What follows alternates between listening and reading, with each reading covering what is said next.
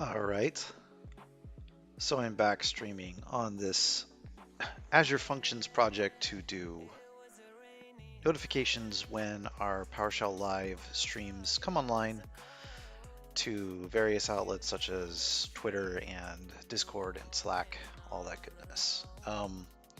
So where I left off yesterday was that I had a working CI/CD pipeline for both the infrastructure and the code, deploying all of it, uh, with one exception.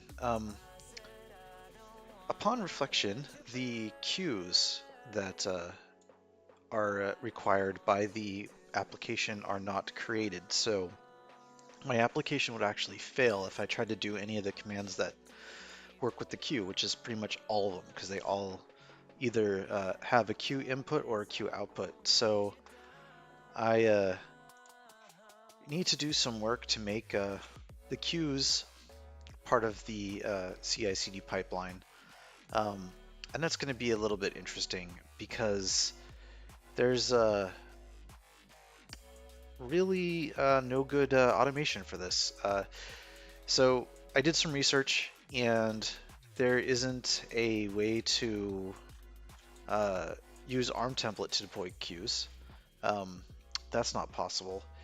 Uh, there isn't a way to have the Azure functions smartly create the queues, because there's no like initialization. There's nothing that like will for sure run um, before any of the functions are called. Uh, One thing that I could do is I could have a function that is just an HTTP trigger that I have to fire off, and it will ensure that all the queues are created. Um, but that seems like a little bit of a pain, and it still runs the risk of like the rest of the application not coming up and running right because of the lack of queues. So we have some things to consider here, um,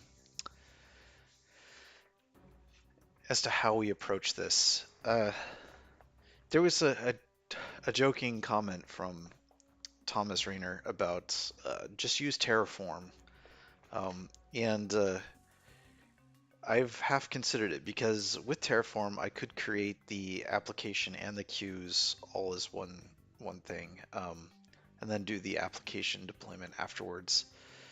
So I could get all the underlying infrastructure deployed, including the queues, using Terraform. The problem with that is that my exposure to Terraform is kind of limited. I've only done some lab work with it, really, studying for Azure certifications that I never actually went and took.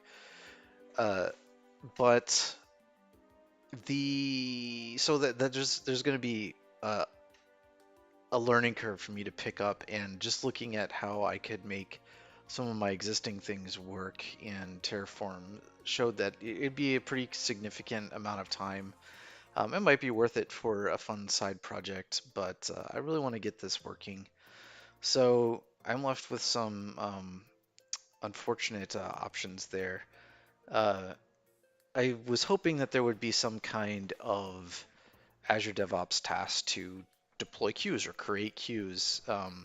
Because I can't imagine that I'm the only person that's come across this scenario and been like, well, I need to create queues for Azure functions.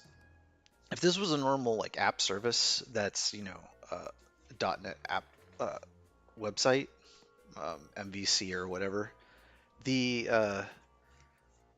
initialization code could ensure that the queues exist, because you could do that on start it actually um, will do some stuff, but that's not something you do in function. There's no initialization for function. It's just not built like that. Um, the function code isn't really initialized until the a function is actually called, which is how they're all working right now without any of the actual queues in place. So, and working, I mean sitting there running but not actually doing anything. So that's where we're at now.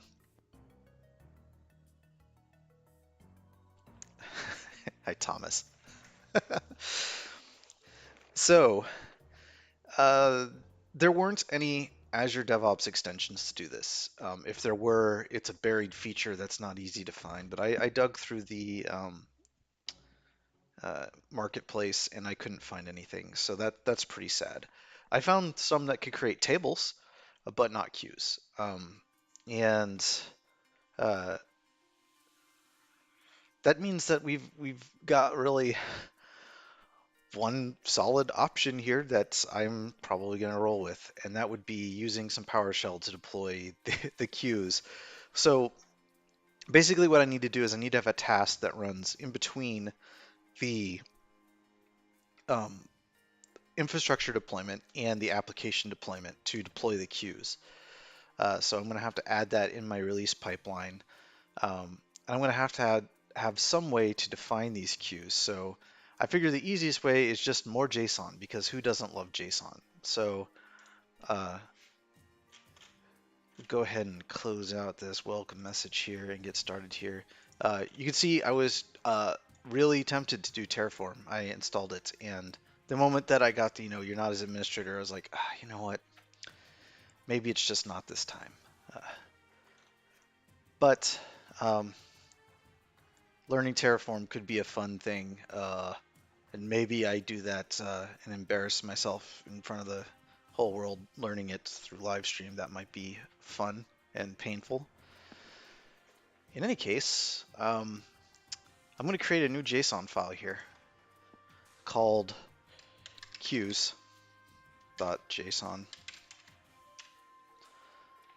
And I'm just going to make this an array. And this is just going to be the names of the queues. So I'm going to have to dig this out of my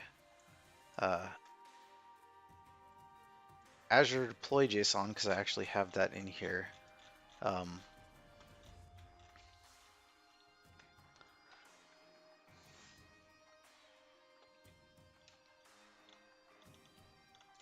So here's one.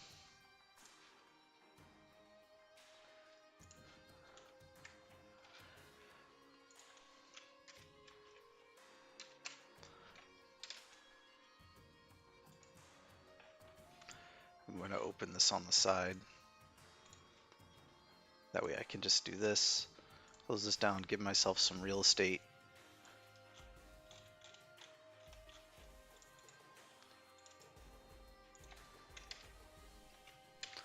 Get down to where I was. All right, so this is a table. I also need to create this table.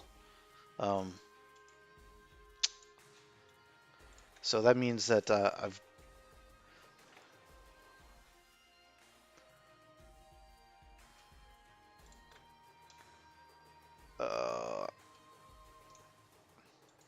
just going to rename this storage.json. That sounds good.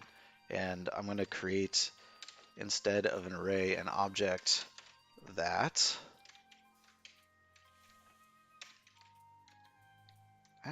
escape that has a queues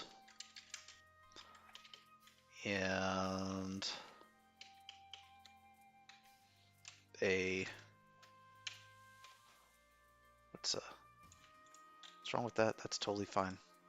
What's it complaining about? Oh, there we go.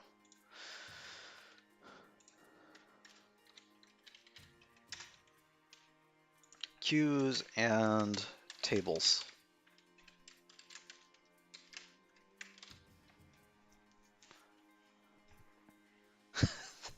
Pain does make it fun, right? Like they they don't pay you lots of money to be a complacent with things that you don't know, right? They pay engineers lots of money to be dissatisfied with not knowing things and willing to suffer through the pain of learning all the time.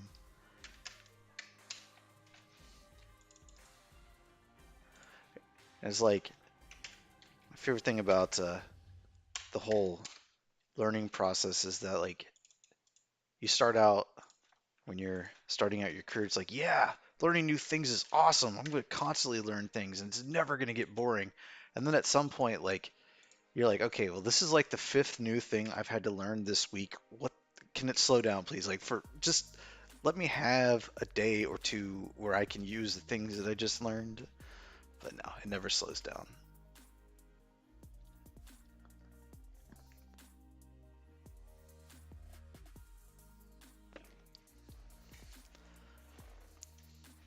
Twitter notifications, secret. I am missing a Q or two. I'm pretty sure. Um, nope, it's there.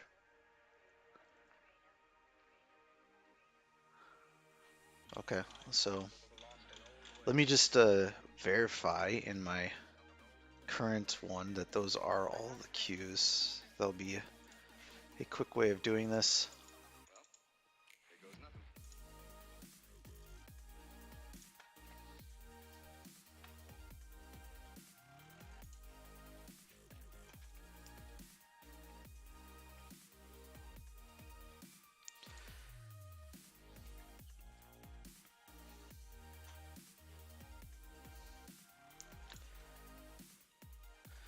So I've got Discord notifications, Twitch stream activity, Twitch subscribe, Twitch unsubscribe, Twitter notifications. That looks about right. Let me just double check tables.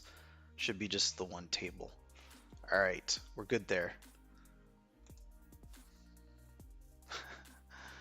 In theory, oh, I did not want to close that tab. All right, so we have this done out. So there's some options in how you do Azure tasks. You can do either inline script or a run a script file.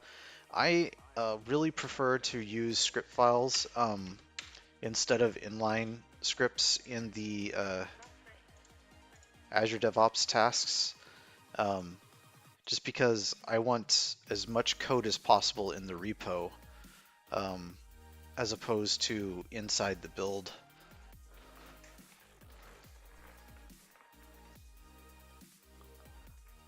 Well, yeah, I guess learning new things never really does get boring so much as it gets tedious. Like, ugh, come on. Like, I'm having fun, but it's... All right, so I do not have a build one on this one, do I? No. So I prefer to put my build code in a build folder. So I'm going to create that. And this is going to be storage deploy.ps1. Um,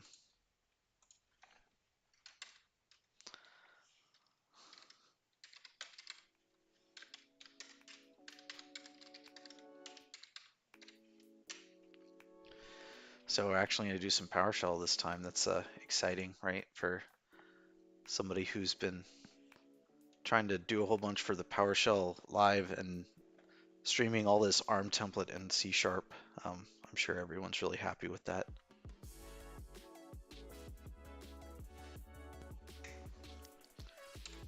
So we're going to do commandlet binding here to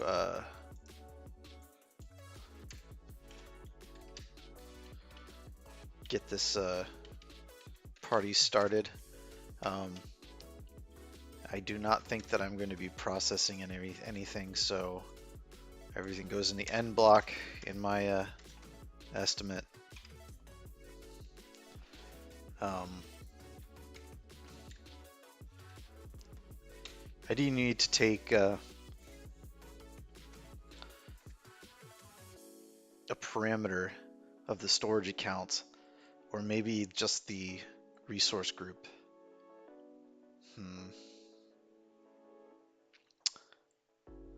I should probably take in the storage account, and I should probably pass that in the storage config, which I can't because it's actually an output of the thing. So I might do it as a build variable and have it as an output of the deployment. That might be a good way to do. So we'll do parameter. Oh, I really want the parameter attribute to be the first thing. I don't like any of these parameter things at all. They're all like not the way I do parameters.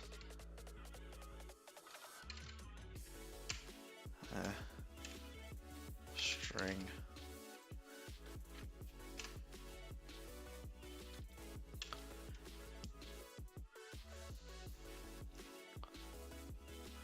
Yeah. Ugh. So for whatever reason, if I try to set yeah, I need to change this. Let me see if I can do it specifically for the if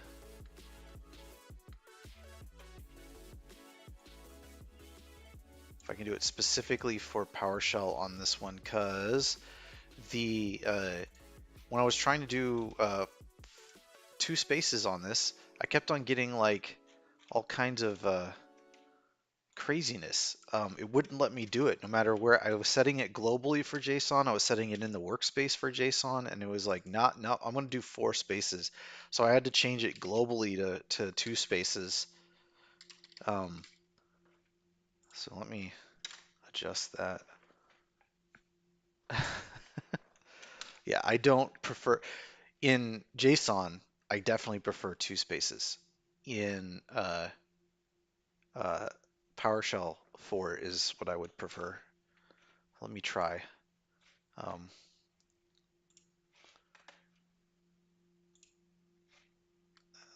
it's not that one. It's indent using spaces 4. And now I should be able to go.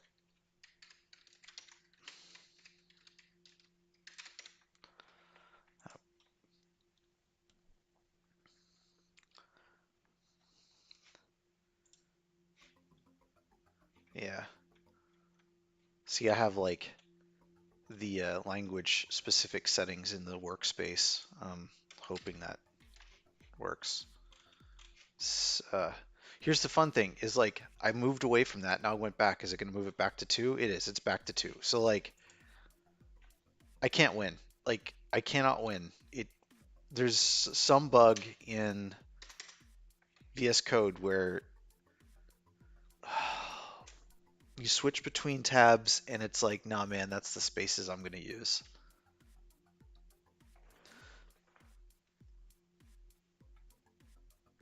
Stop hitting tab. Always just space bar. No way. No. No. The whole thing about VS Code is that I like that it's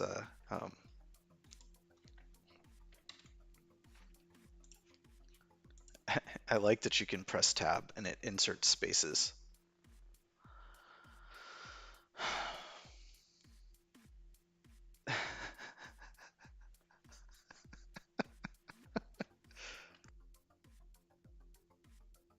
But see, this shouldn't happen, right? Like, and if I look at my my settings, um, and I look at my global settings, and I look at tab size, right? It's set to 2 right now, but if I turn it to 4, it will screw up JSON, which is fantastic. Uh,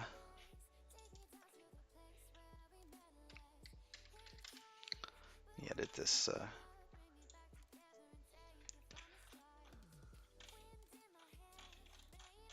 And I have JSON here.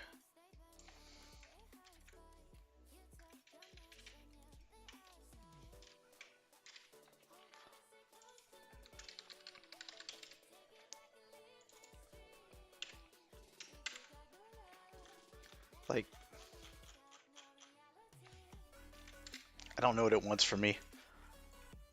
It says 4 spaces now, but I bet you if I go to a JSON, it says 4 spaces too. Yep. Ah! I spent 2 hours being frustrated over this. It is ridiculous. This should not be a problem on anything.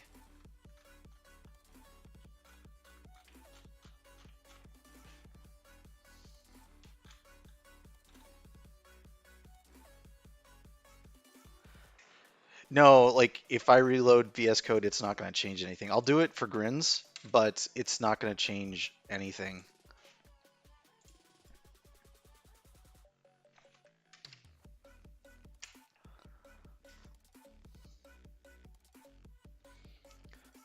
This is the most like frustrating thing. Nah, see, look, it's still like, oh, uh, yeah, that's gone. Um, give me your real file. What are you doing? All right, Azure deploy JSON. 4 spaces. Like, can you not? Did it just adjust this? I hate you. Why? This has been working in VS Code for like a long time, but um, yeah, this is a really frustrating problem. It's new because I've definitely had projects where I've had mixed tab spacing before, and it's never been an issue.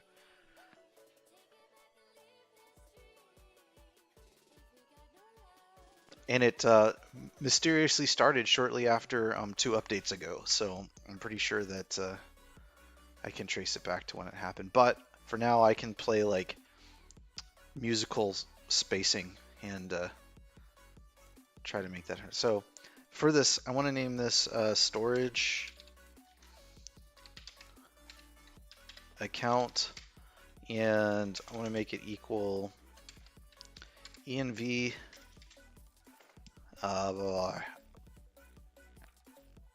storage account. That sounds good. I'm going to call it Twitch storage account.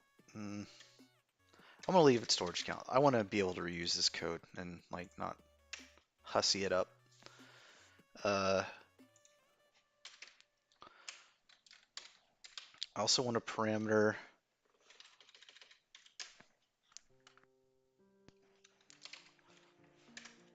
for the config path.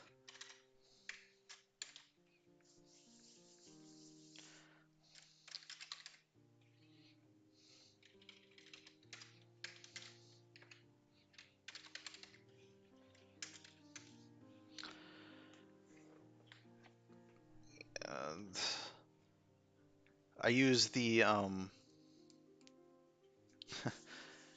I use the I use path to mean folder and file to mean, so if this was config file, it would be the actual file name. Config path is the config folder. So I should probably do this as config file.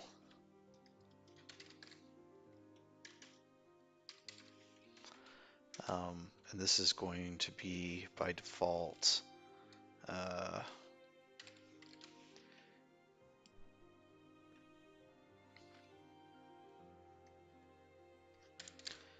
ps script root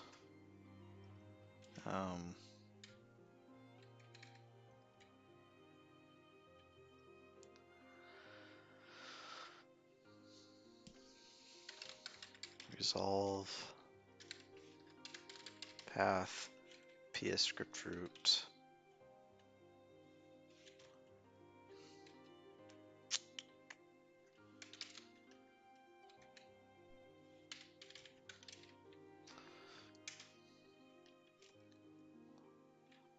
dot path, I think, is the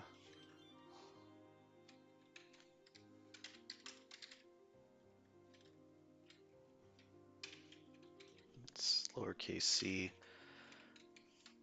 and then storage JSON.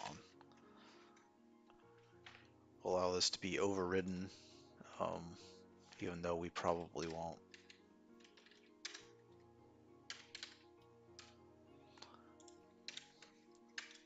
So just to check my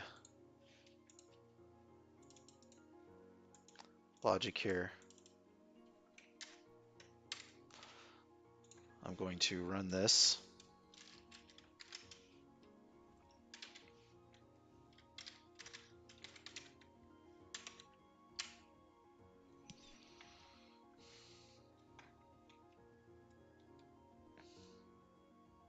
Oh, I spelled storage wrong.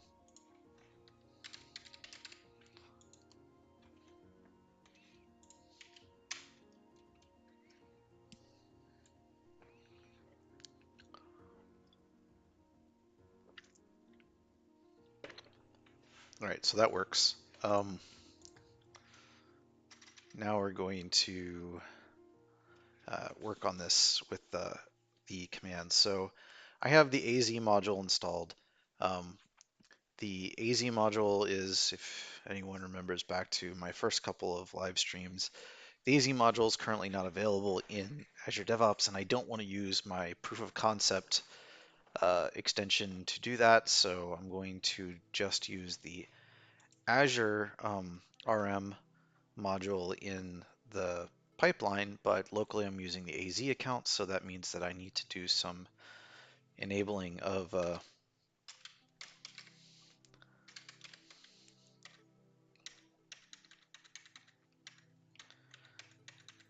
Azure RM alias scope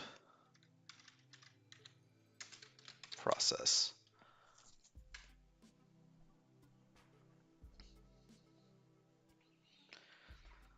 So I'm going to do this so that I can get some command completion on the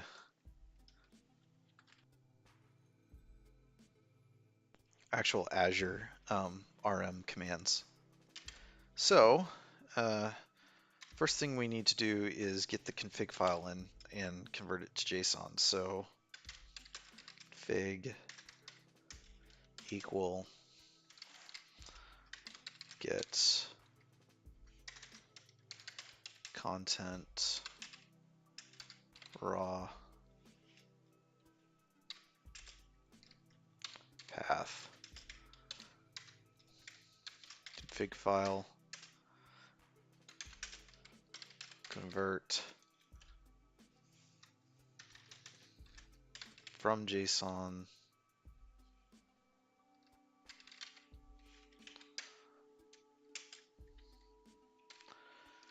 error action stop. So that way it'll fail if it's invalid JSON and exit early. Then we need to do context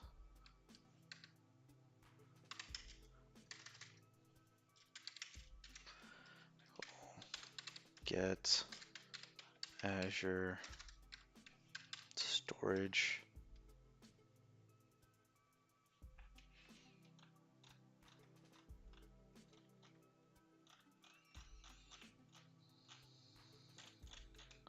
is it Azure RM storage account.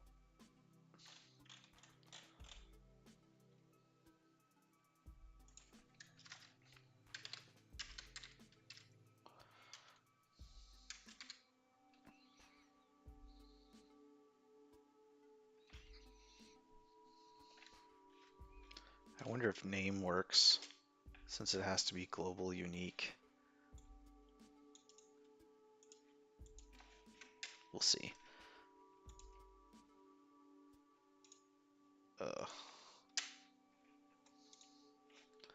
gonna set this equal to the name of the storage account that we have.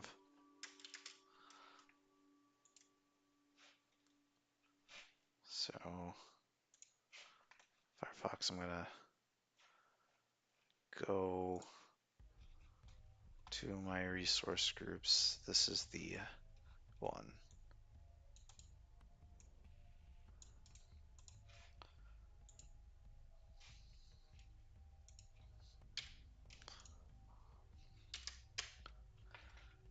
So it does want the resource group name. So do I need to pass that in? As another one.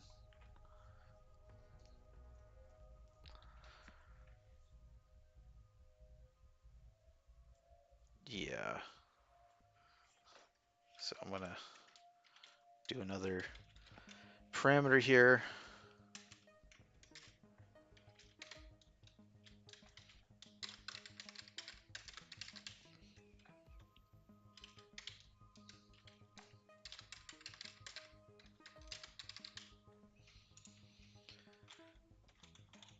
Storage account and resource group. So resource group name is going to be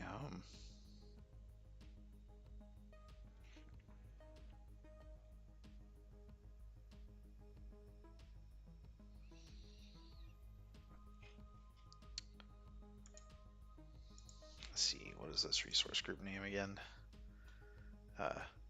Twitch stream notifications.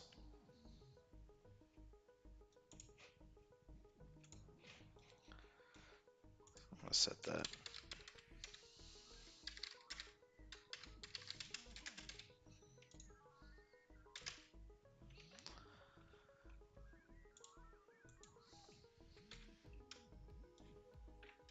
No, I didn't add that. Resource group name, resource group.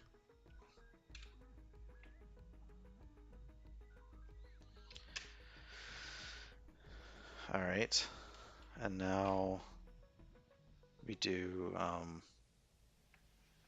now we have that, we can create some queues if they don't exist.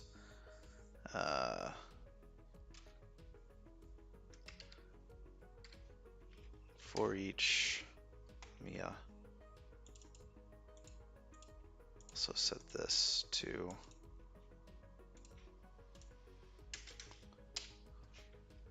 storage file. Go ahead and pull in config for each queue in config dot queues.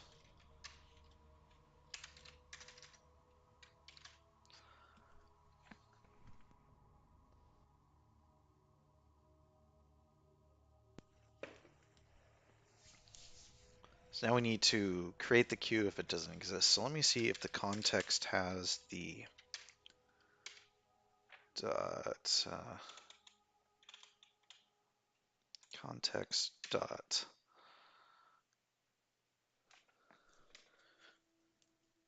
queue endpoint dot.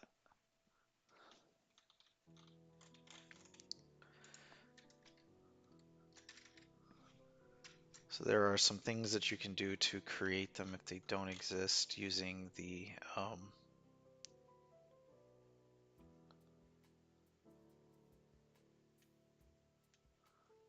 context, that's funny. Let me see what kind of a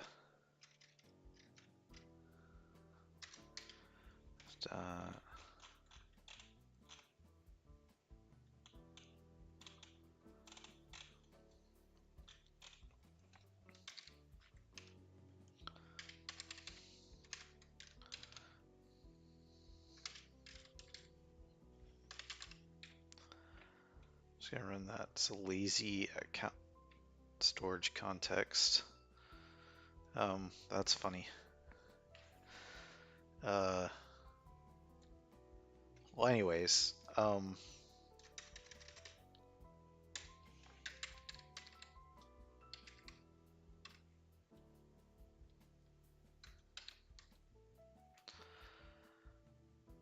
storage queue management. It's not set there. Is it cloud queue? Is that what it's called? It is.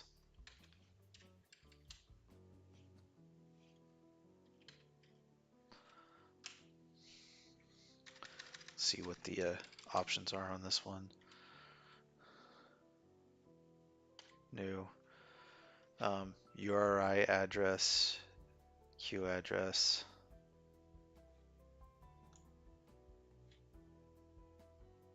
Credentials.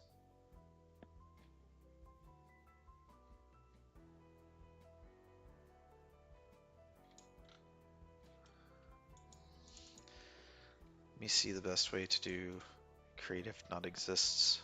There's a neat C# thing that I want to do instead of doing pure PowerShell.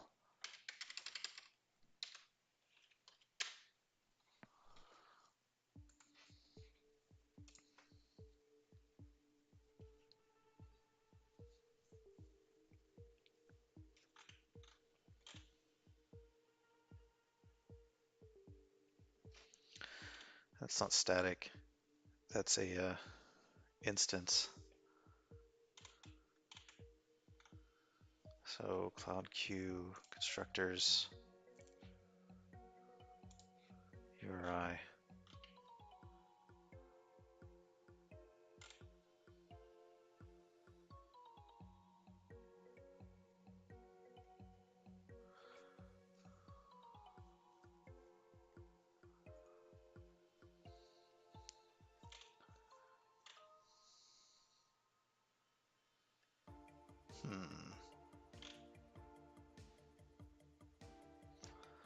Maybe not. Maybe I don't go that far. Let's just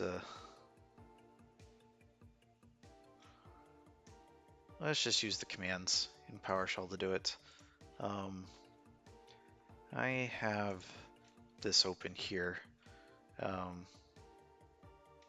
for new storage queue in the context. So the context is actually the account.context. So back in my code, I'm going to change that to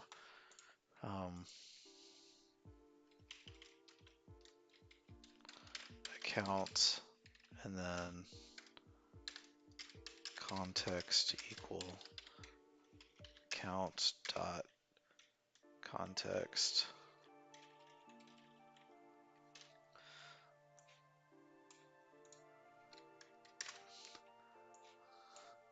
So do it that way.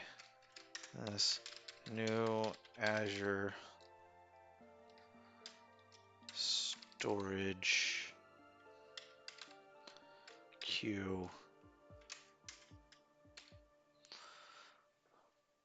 name queue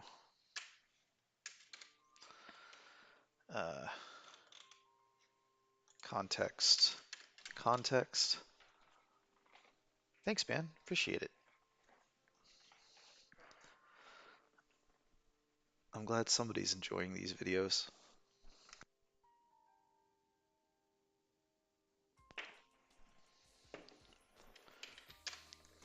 This context. So I don't know if this fails if it already exists or not. So fun times to go ahead and just run this twice and see what happens.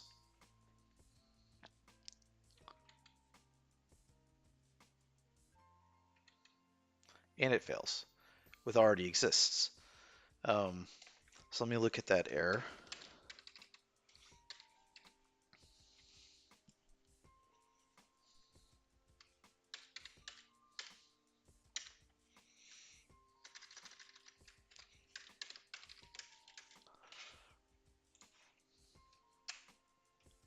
Ah.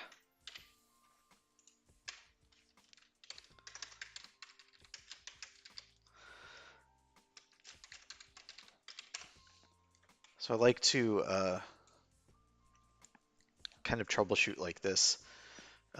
See if there's some kind of exception that I can resource already exist exception. So I can probably look at that a little bit. Her dot exception dot get type dot full name. resource already exists. All right. Hopefully this is the same in the Azure commandlet as it is in the um, AZ commandlet. So we're going to do error action stop on this. Wrap it in a try catch.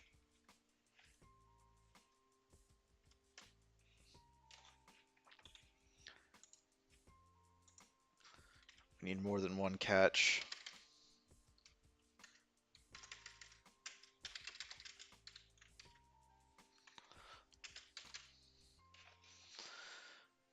Take this here, move it back up here. If this already exists, we're going to, right, I'm just going to output this to the screen because it's no big deal. In build scripts, I like to just do flat output, not do write host or write output or anything like that. Just create strings and let them go.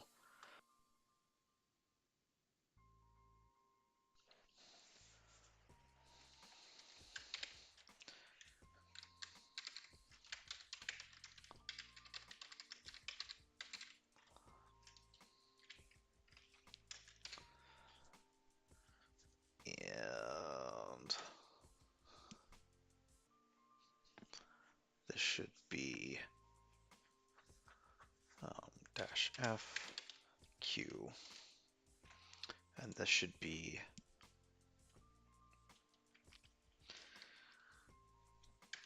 PS commandlet dot throw terminating error. So basically, I'm going to rethrow this issue back up. I will see what we get out of that. So try this again. Unexpected token. Oh, got too much copied there. All right, so Q already exists. That's good. We're good on that. So now that's kind of idempotent. Now we kind of have to do the same thing for tables, and hopefully it works the exact same way.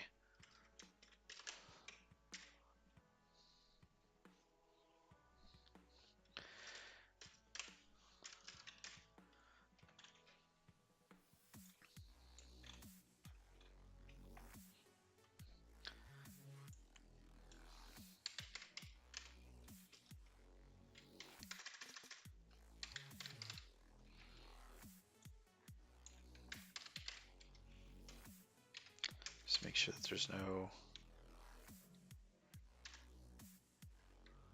I don't know that there's anything extra I need there.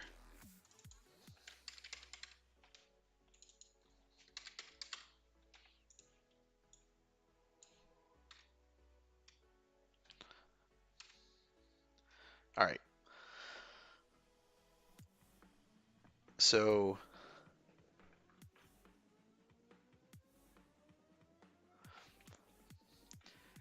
yeah, so I have a nice blog entry on this.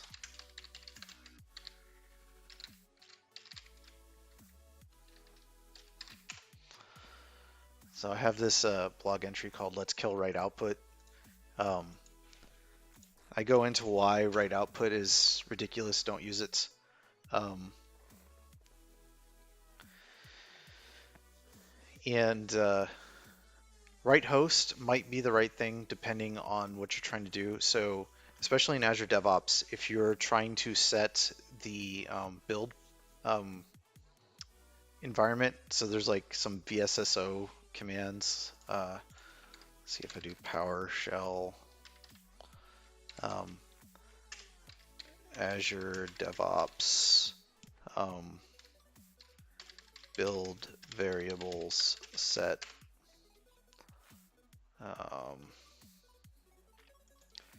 there's like no PowerShell task. Does it say anything about it? Anyways, yeah, so like something like this. It looks like this, like VSSO, whatever. The right thing to do there is to use write host. Uh, write output will fail, and just outputting it will fail. But um, I've I think that um, the PowerShell way should really be that we don't use write outputs, and that we really do just return things directly to the output stream by doing that. So um, the uh, the way that I return things is like I really just like do like this, like output at the end of a function. I don't do any kind of thing like that. Or, if it's going to be the result of a command, I just let the result go. I don't assign it. I don't write output it. I don't return it. And I think that if everyone was exposed to that when they first started using PowerShell, they wouldn't see it as weird. Because that's the only argument I ever hear is that it's weird and it looks weird. Um, there's no other really good arguments because nothing else is ever valid on it. I've argued it ad nauseum in that blog post as to why, but yeah, my preference has been to just stick this directly out, not do anything else. And then if I do need to set the build environment using the special stuff, then I use write host. That might be true for other CI environments. Yeah. Uh,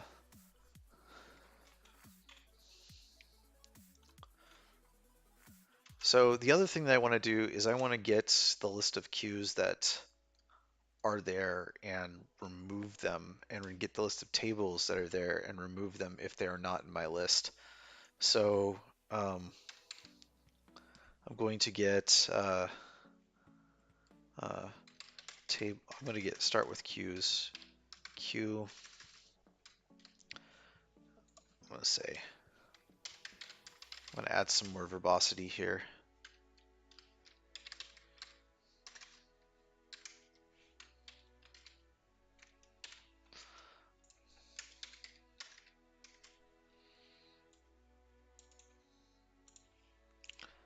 First, while I'm thinking about it.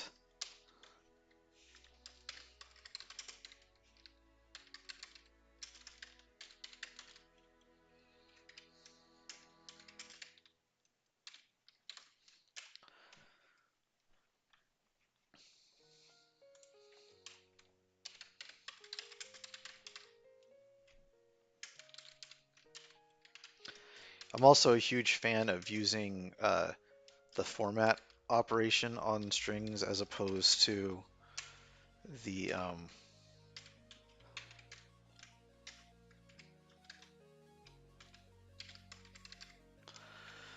uh, interpolation of other kinds. So this is my favorite way of doing strings. Um, Unless I'm doing something with a lot of brackets in it, and then it's not my favorite. I've done some performance testing on it, and until you're at some extreme scale, pretty much any of the string interpolation methods are equivalent. Um, like, yeah, sure, one's faster than the other, but we're talking about things that don't matter. Fractions of milliseconds.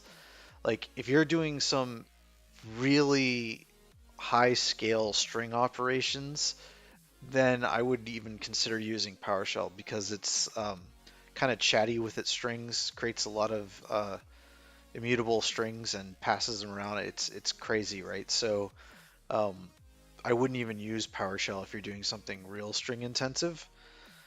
But at pretty much every layer below, like extreme scale, it doesn't matter.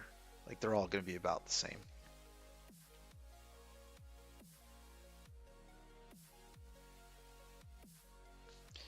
And this dash f method maps back to the um, string format operator, which is built into the string. It's a static method on the string. So this is exactly the same thing on the back end of it.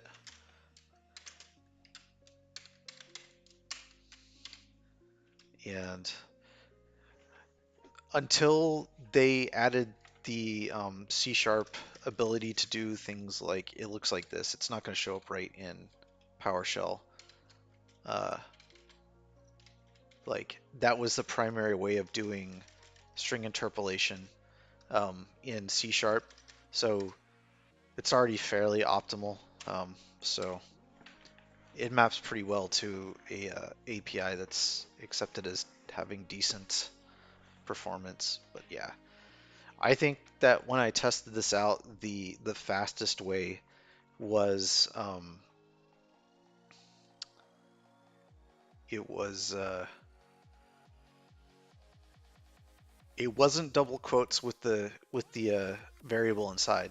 Um, it was one of the other ones. I think it was like the there's like something you can do where it actually what is it? It's like one of the built-in things.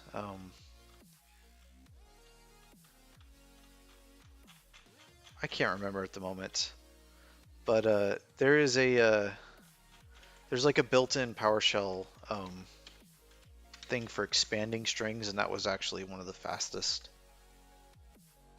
It's like expand string or something like that. Maybe it's off of PS commandlet.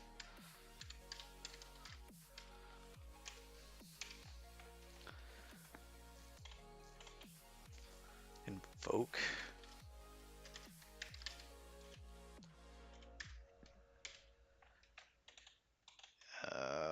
Expand string. So this one was actually the fastest way of doing it, believe it or not. Which is it's weird. Like no one ever runs into that unless you do like C sharp PowerShell development. I don't think. I definitely don't see it very often in uh, PowerShell script.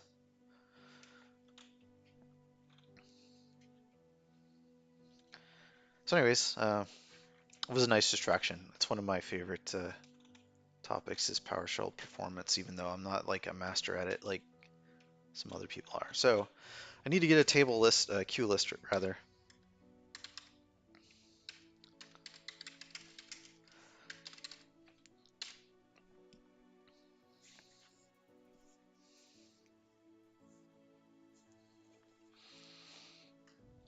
Get and Azure storage. Um,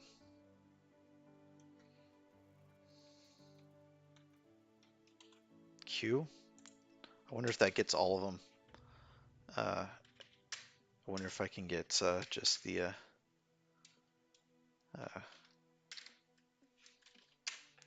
list of all of them. Does this work? Please work. Yes, this does. And I need the name on that.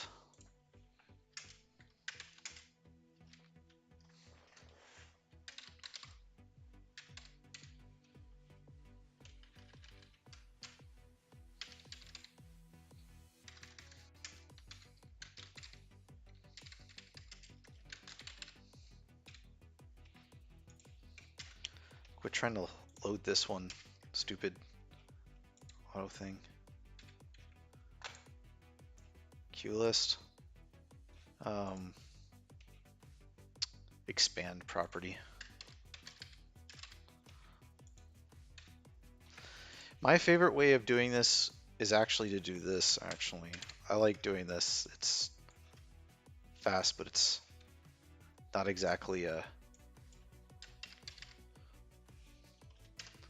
it's not exactly clear what's going on there. What is this? It's a weird member name is like how it really works. So I'm gonna use that.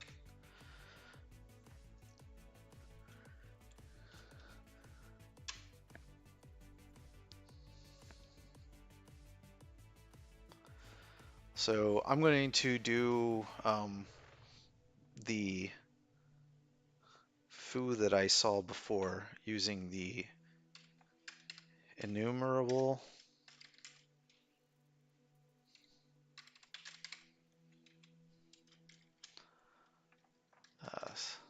enumerable.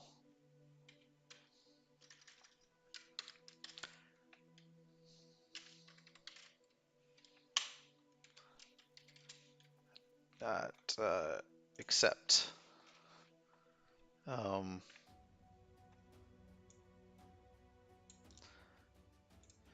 we're gonna do config.queues.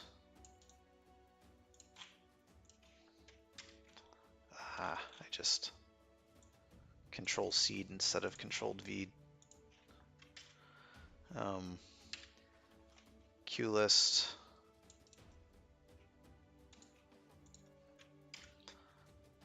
And then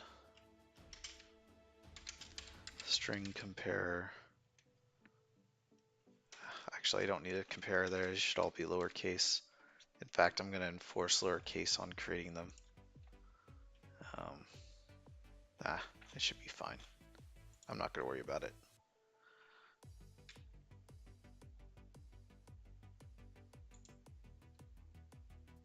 With cart count 2. Let me see.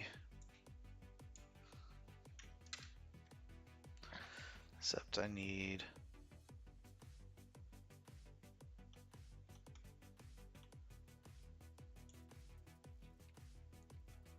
first and second. First, second. Okay. So I need to change these to string arrays. Typecast them. I think this works.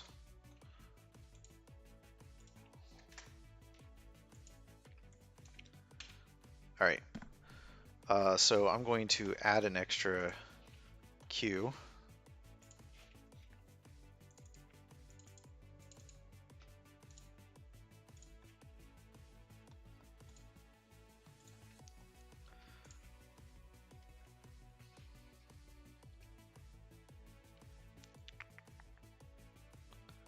Of course, it's not up here.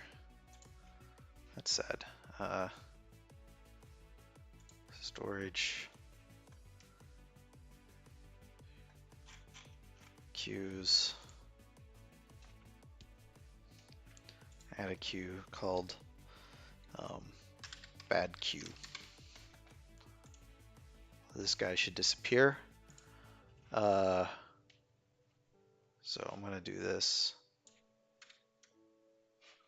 So that doesn't have it. It's the other way around.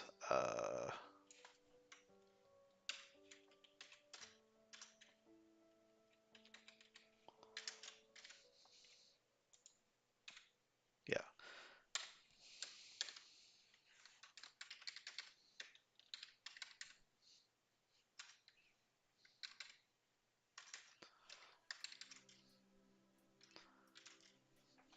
All right. So this will do remove queues, and then for each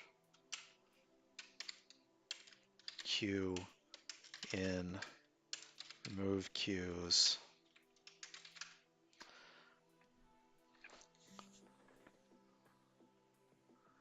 Yeah, the for each object name is a neat trick. It also works with the things too. So the shorthand for it is, percent and then just whatever. So one cool thing is, like, if you want to do,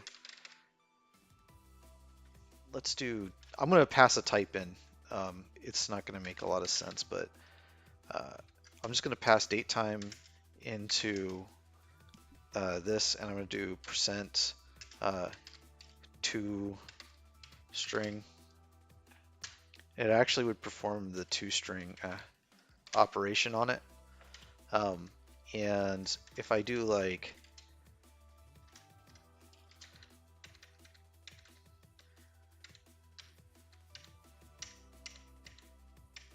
is leap year new, so I don't think there's any good ones on this one.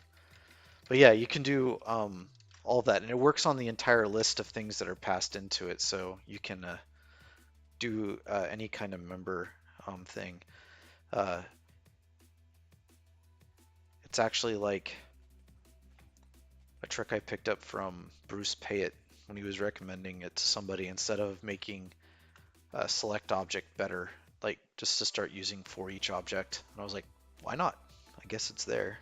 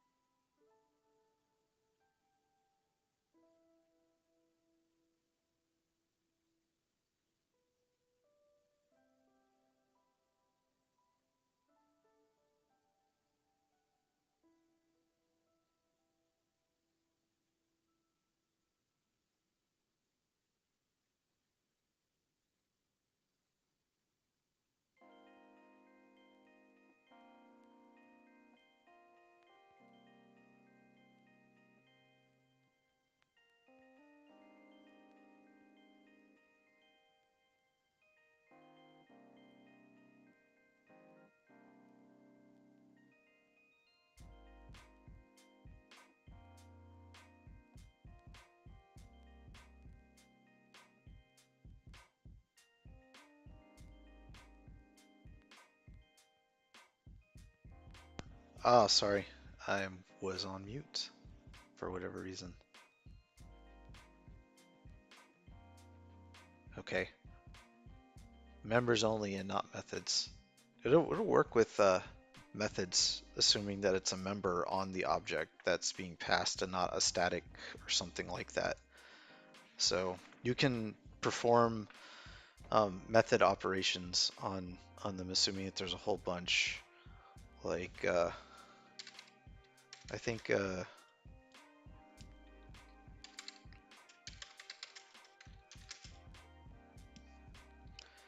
date percent to UTC date. Is that the thing? It's like there's some kind of like fun thing here.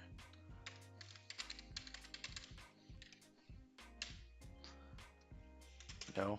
I'm not gonna get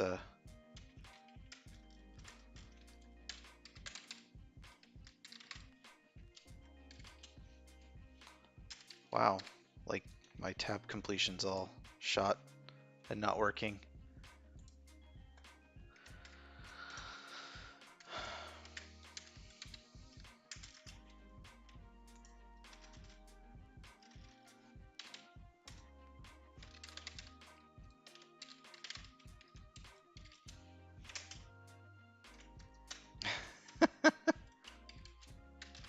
Now, right? And then A has a, oh, come on. I probably need to restart the session because that stupid VSTS um, thing loaded and it screws up everything when it loads.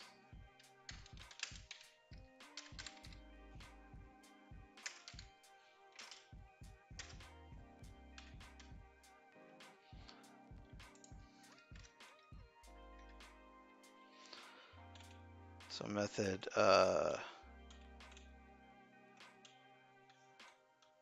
just can't be anything that,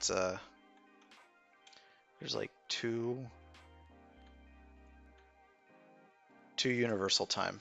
So I should be able to pass this to percent, I'll do that, and I get that.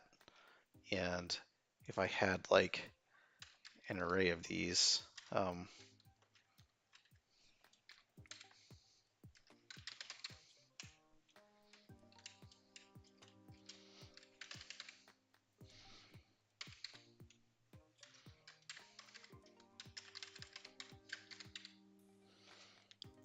something like that, in minutes. Yeah, I get that. So it does perform the operation on them, which is pretty slick.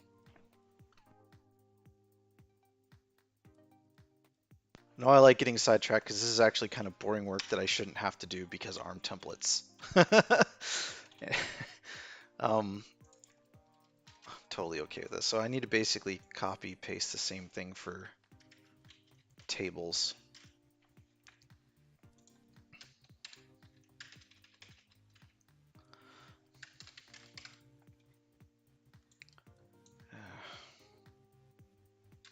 Table.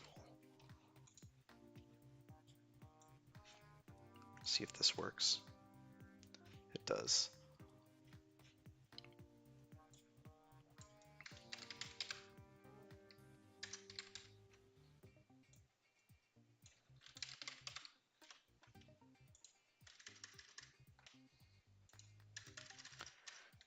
Table.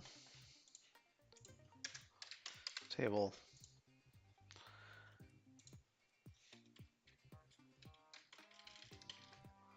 Table. Table. Table. Table. Search and replace might have been faster, but screw it. Oh, table list.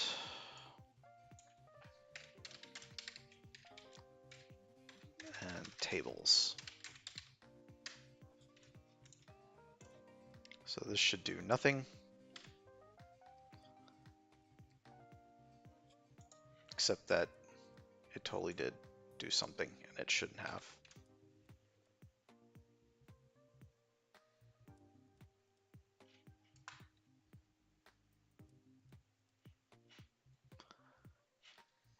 All right.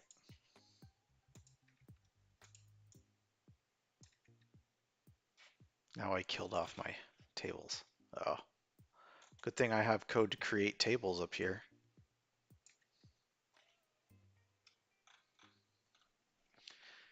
And now we do this one. We get table list. No. Okay.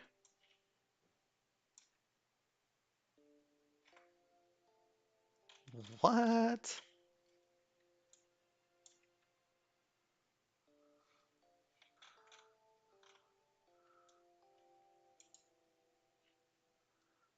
What is going on with this Git?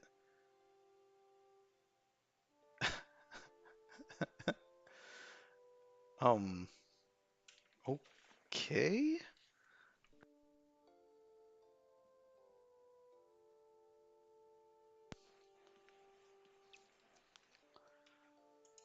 That's behaving poorly. So I'm gonna go to a new thing here. I'm gonna do storage account. Let me get storage account. Storage account.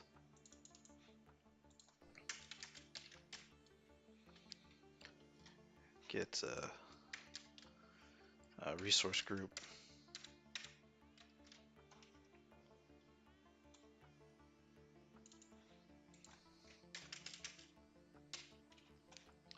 Copy this up here. And then go to, what else did I need? Pass in config file.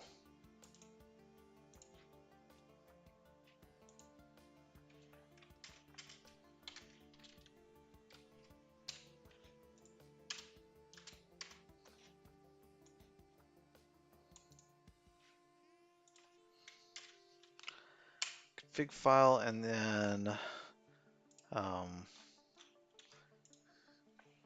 enable Azure RM alias. Scope process.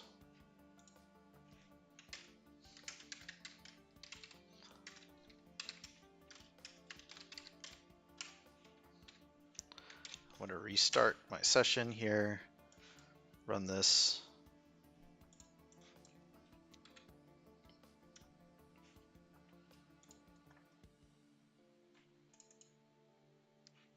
Come on.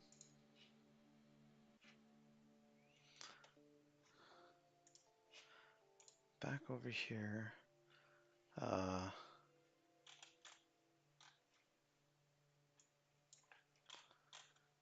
And do this.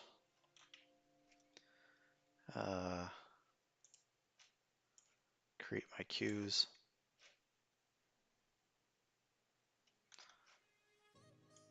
Create my tables.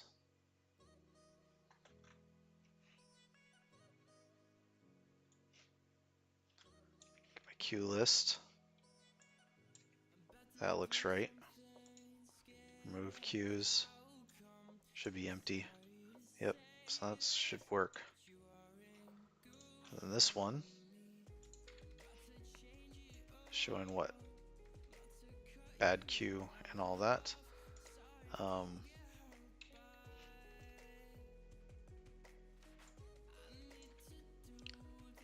It's showing both of these.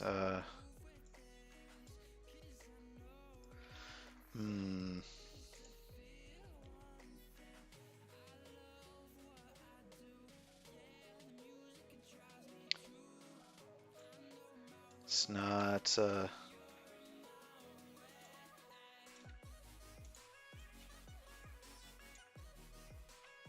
Twitter notifications.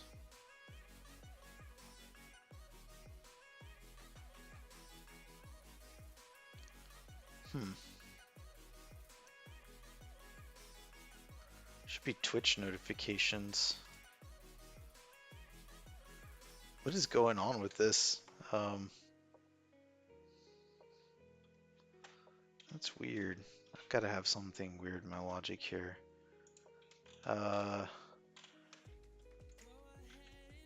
So table, Twitch notifications, which should be right.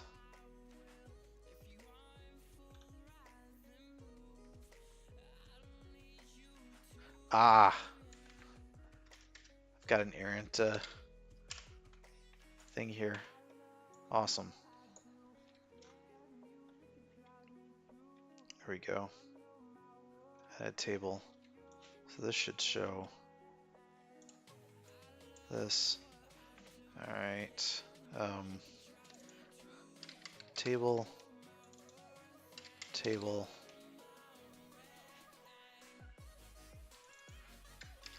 table. Removed, removed.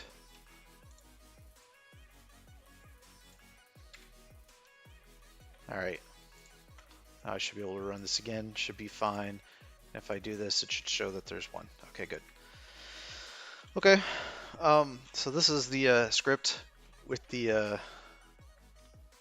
um, the idea being that it will add any of the missing queues and remove any ones that shouldn't, and same with tables, meaning that this file right here is authoritative for what queues and tables should exist in that storage account.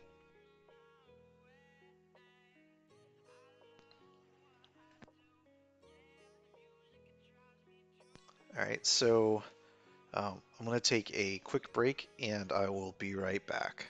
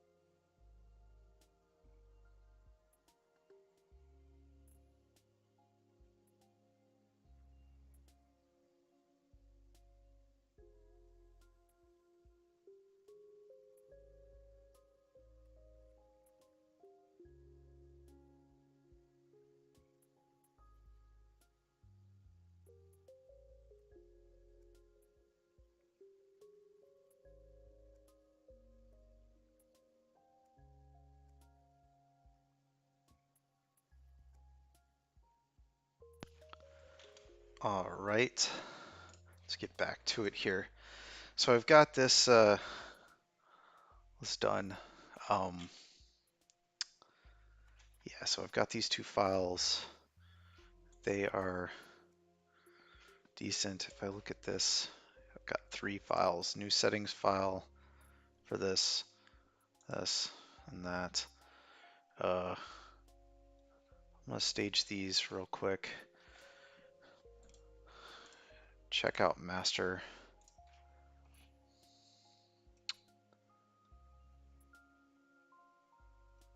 Okay, can I not?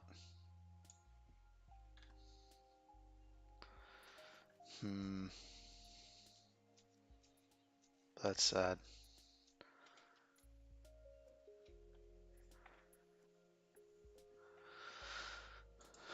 I guess I can leave this on this branch. It's fine. All right, so add queue and table management.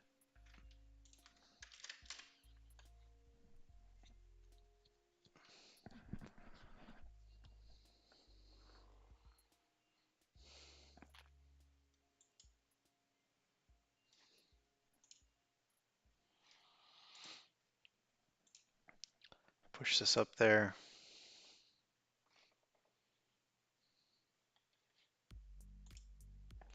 Switch over to Firefox so that we can look at the release process for this, edit it, and here, add a task. This is an Azure PowerShell task.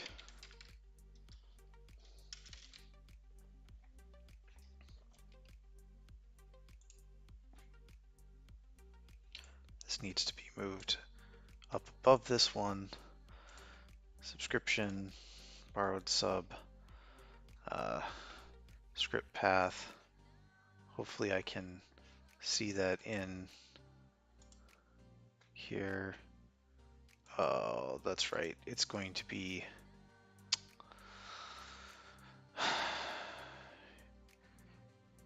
I'd have to pass it in as a build artifact to use it here, which is sad. So I'm just gonna inline script what I've done here, I guess. Nope. I still had more work to do anyways. It's not gonna work. I'll pass it in as a build artifact anyways. We'll start with that. Leave. So first things first. Go into the build IAC pipeline, edit it, and we're going to add another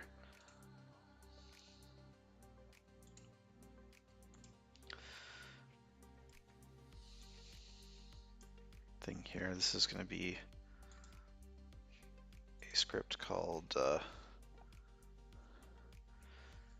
storage deploy, and I also need the storage JSON.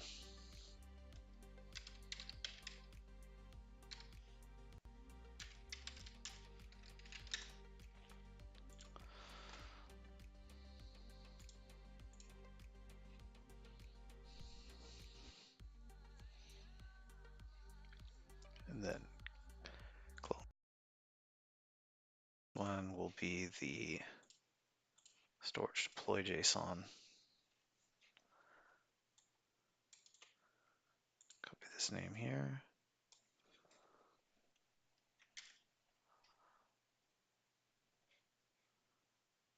And save in queue.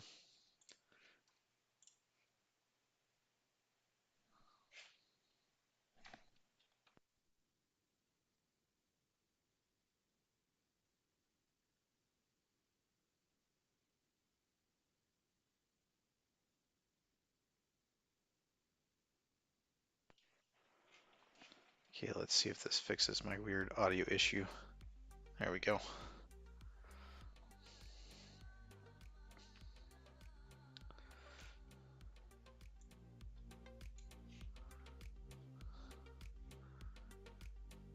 And save in queue.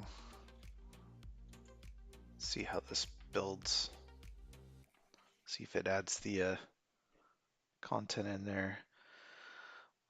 Only problem is that my script is incorrect now, since it's actually going to be running in the same folder as the thing. That's fine.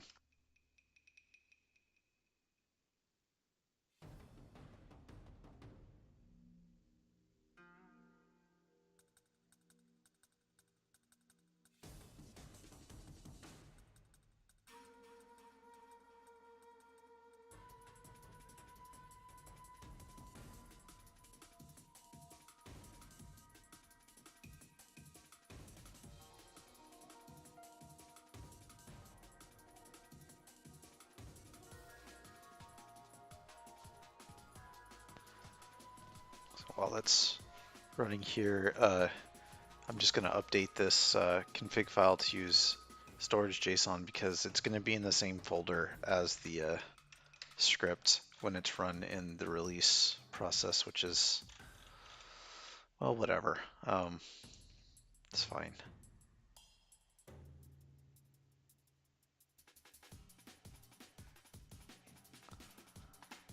Let's check back in on the build process. It succeeded. Let's look at the artifacts. I now have storage deploy JSON and the storage JSON. So should we go over to release here, production stage, we're going to cancel deployment and back here, edit this.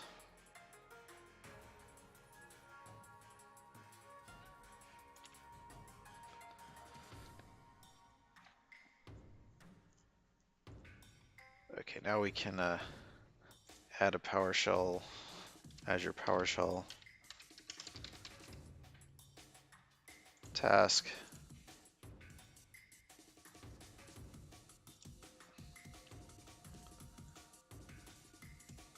Sub, script file.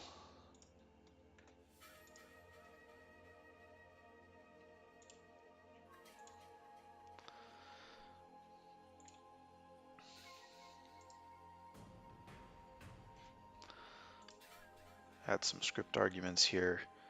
So the arguments are storage account should be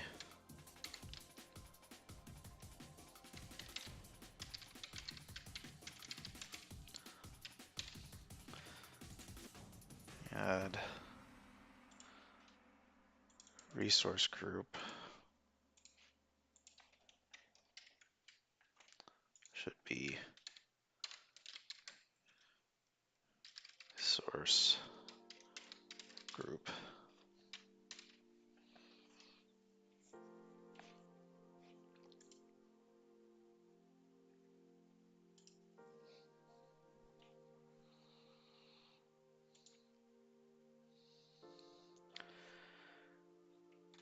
All right, so we'll do the latest on installed version.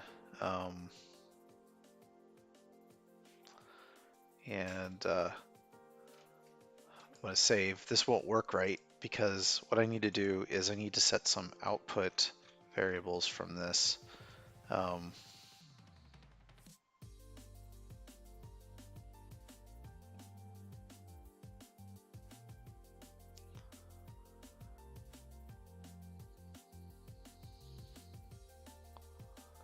Oh, great.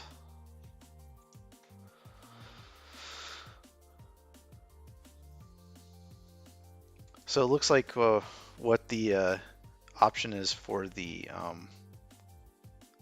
deployment,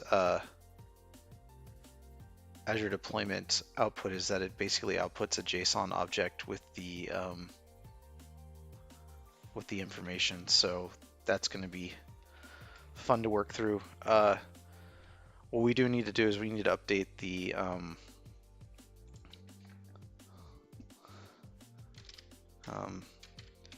Azure output is what I'm going to call it.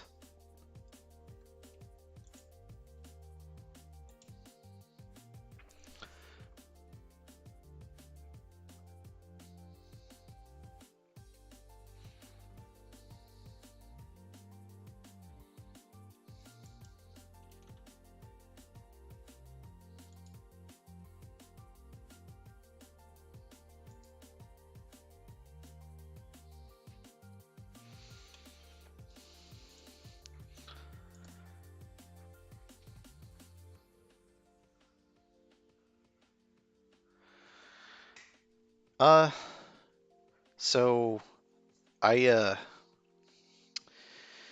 it helps prevent a lot of bad habits. So if you're doing like normal um, double quote string with the variable in it, what happens when you need to access a property on that variable? Um, then you have to wrap it in a sub expression operator uh, to get it, and that looks kind of disgusting. I think that for strings where I'm basically just outputting stuff, it's easier to kind of see the kind of pattern. The other thing that you can do is that I run into a lot of need to repeat um, something in my code. So I might have something like blah, blah, blah, right? And I just need the same variable, um, you know, in that multiple times, and it's a little bit more efficient, I think.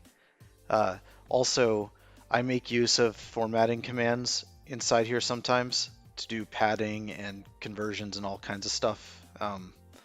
So I just make a lot of use of the format stuff. That's why. So it also allows me to later come back into the code, rip this out, put it into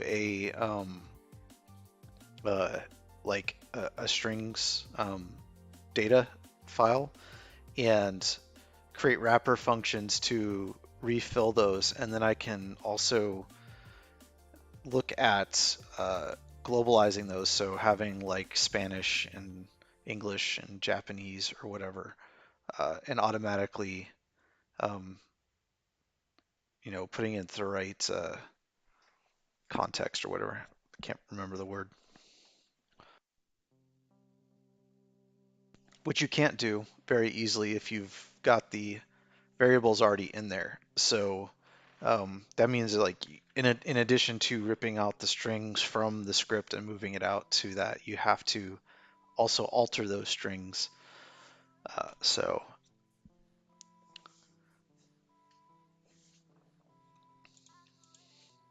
and then it's also preference. Like, after all that, I just prefer it.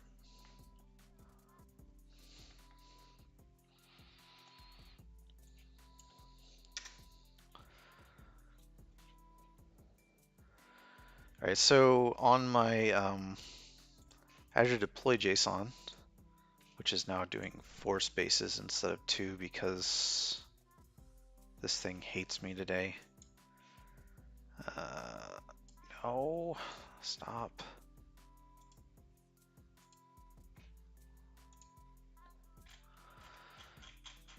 I need to create some output on here, which I didn't have any configured at all.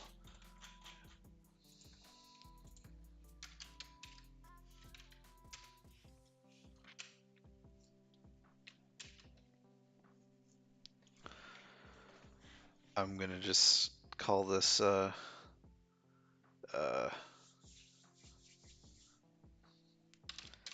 storage account type string value equal variables storage name.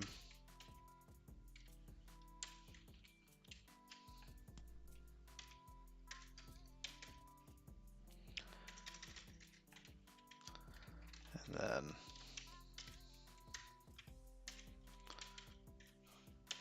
do another one for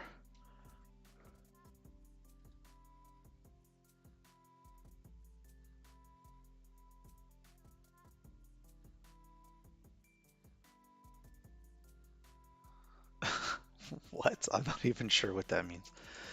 Um, Storage account, and then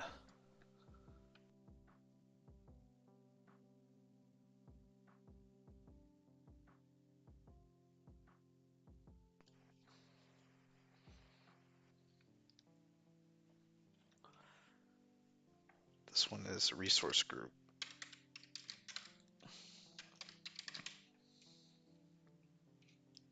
Spelled more proper. Nope. That's not how you spell resource group. That's not how you spell it either. Here we go.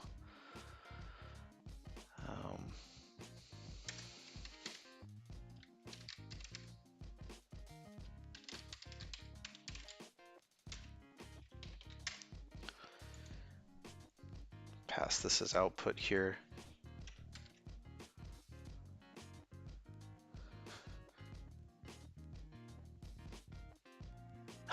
I have no clue who that is.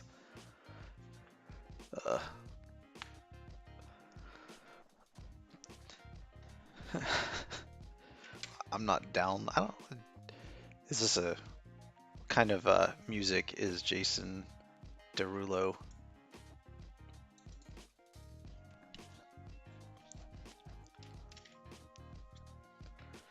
Like if he's an American artist in the past like 10 years, I probably don't know who he is.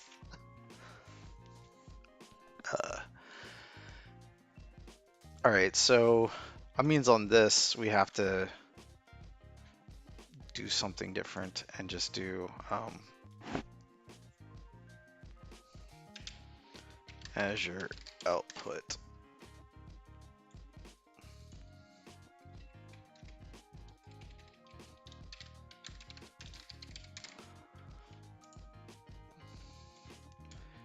Get rid of this.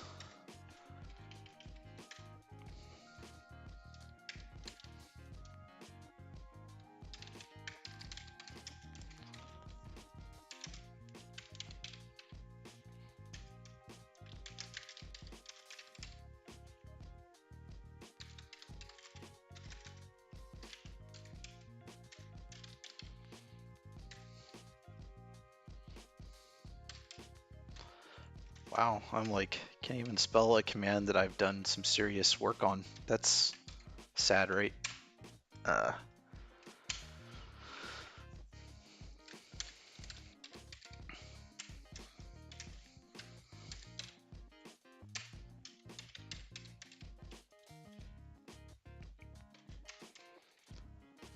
rid of this. He's a pop singer.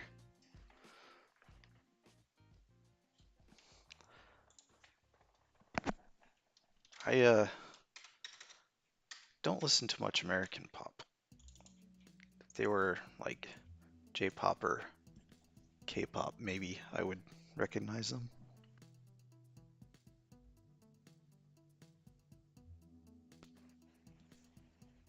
And even then, I don't follow any of that real well. I like to just put my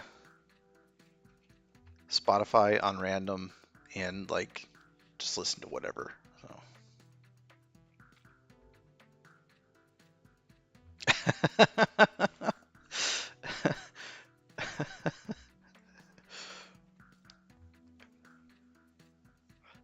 If only you could just like save raw PowerShell objects, right? That would be pretty awesome. All the serialization formats just don't do it for all of the types.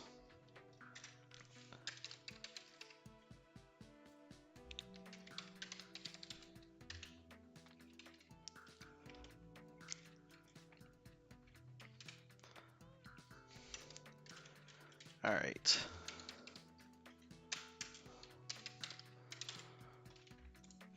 So in theory, this works.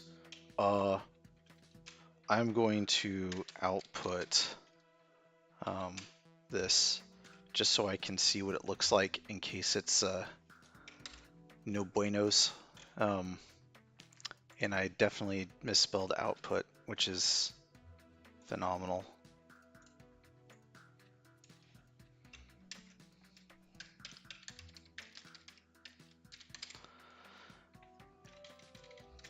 I am so good at typing. The best typer ever.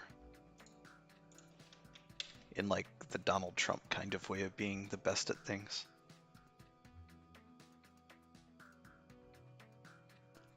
Yeah, export CLI XML's decent, right? But like the moment you get like your own custom objects and stuff like that, you lose private data and all kinds of stuff like that. So it's not the same thing, right? Like there's no real way to serialize a live .NET object and actually get it back in a rehydrated form without doing some kind of creation from scratch with the initial creation data, which may or may not be possible between sessions depending on what you're doing, right? So,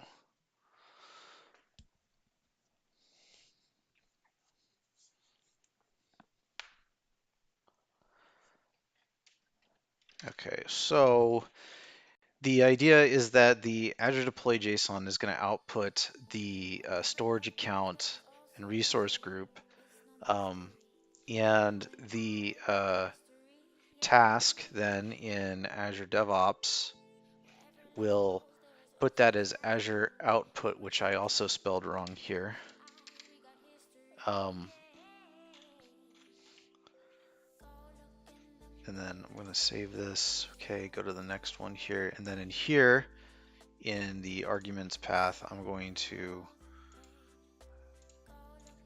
take in Azure output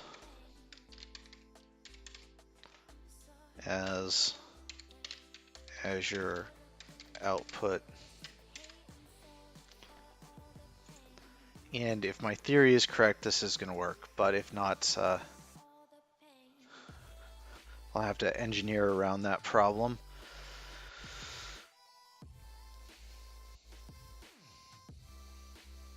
Okay. So I'm satisfied that that's good. Going to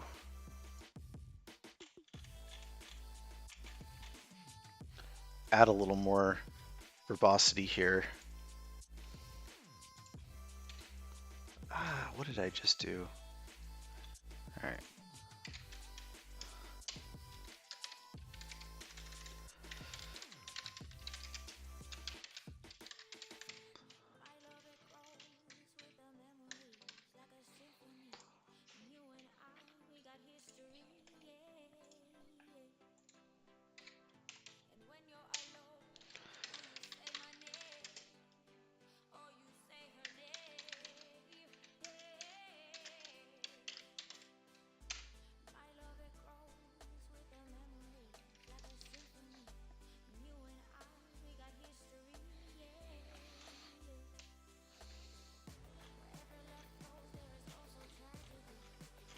All right. That should be a little bit more verbose. So we could here stage these changes.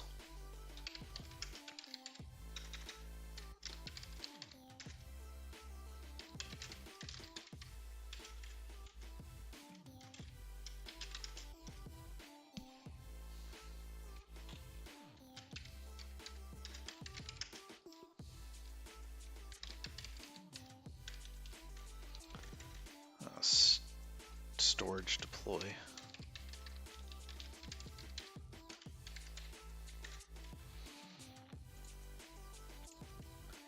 Push this up and watch all the things blow up.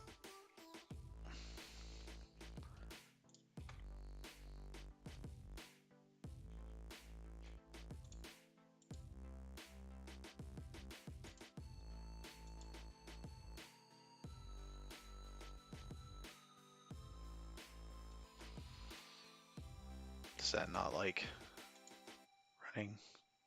Do I not have this set to trigger?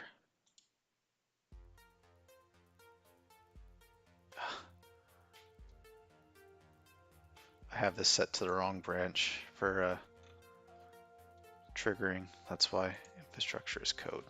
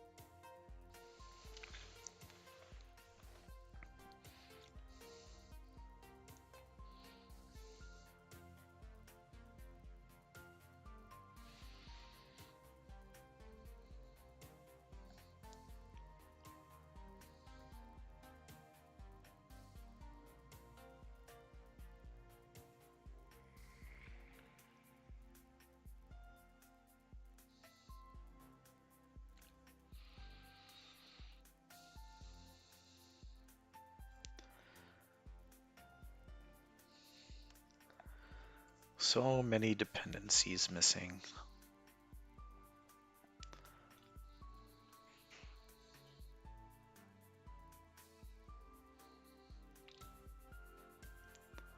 If I wasn't cheap, I'd get my own hosted agent and uh, have the prerequisites for Azure Functions already available in the hosted agent, self-hosted agent rather, and that way .NET Restore wouldn't take so freaking long.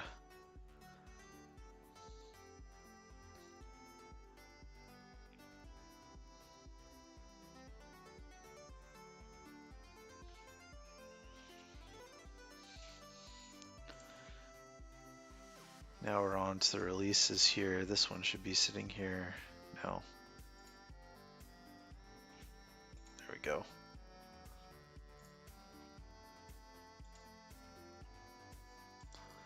Let's watch it blow up.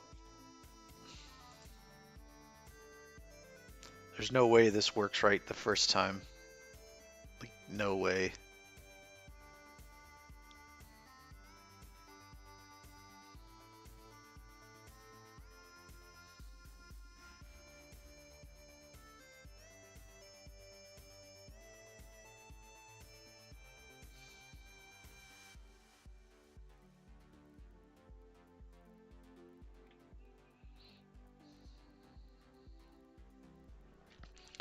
So at this point, it's doing the Azure deployment.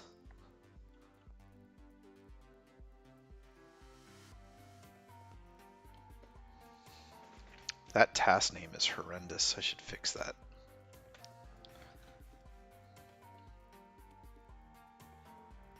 So is this task name. Wow, that's brilliant.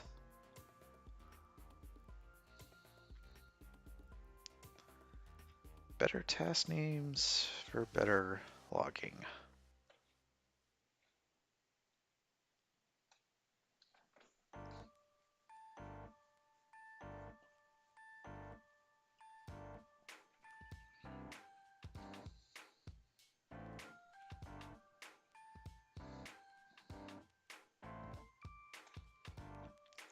So the resource date output variable Azure output, which contains the output section object in string format. All right.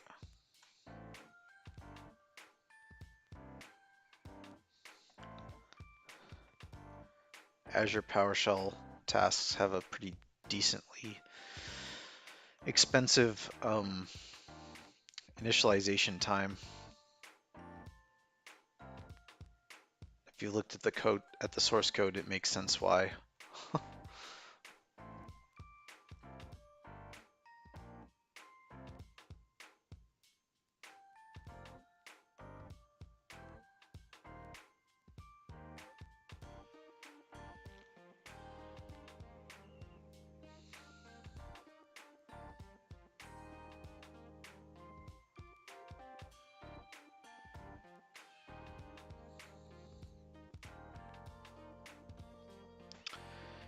That's much better.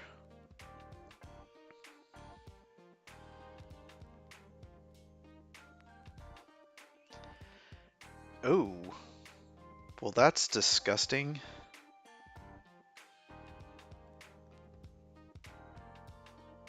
I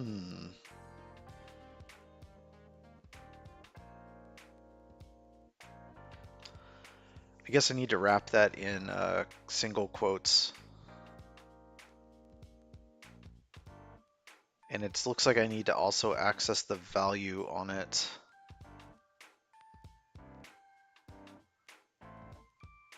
Yeah, so we'll do that.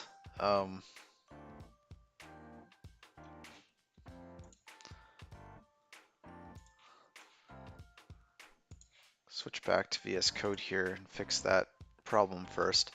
So it looks like it's actually in the value of the output. And so we've got that piece, and then we also need to update the build task. or the release task rather. Um,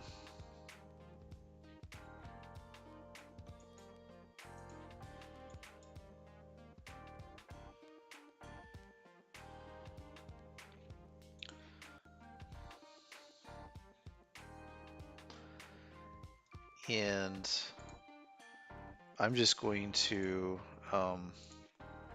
remove this because I have it set in the code to take the Azure output environment variable. So that's all I need there. So I just need to make sure that uh, this is good.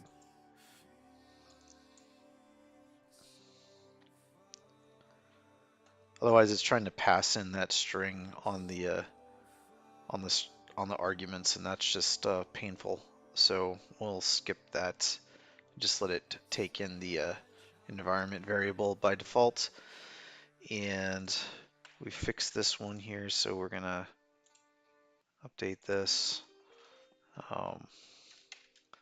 Fix storage deploy .ps1 to access value property.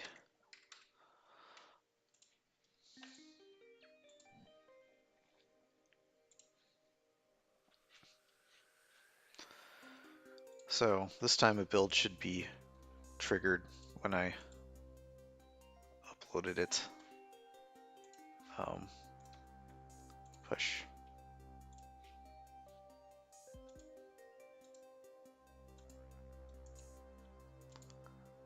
And if it's not running again, I'll be like, what is going on with that?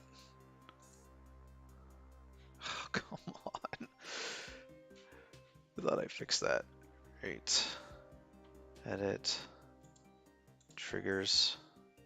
Enable continuous. Path filters source. Ah, that's right. That's fine. That's fine. It's the way that I want it.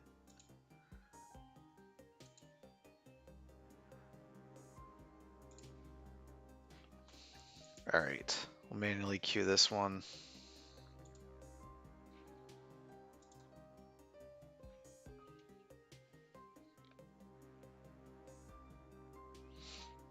A plus spelling and typing there.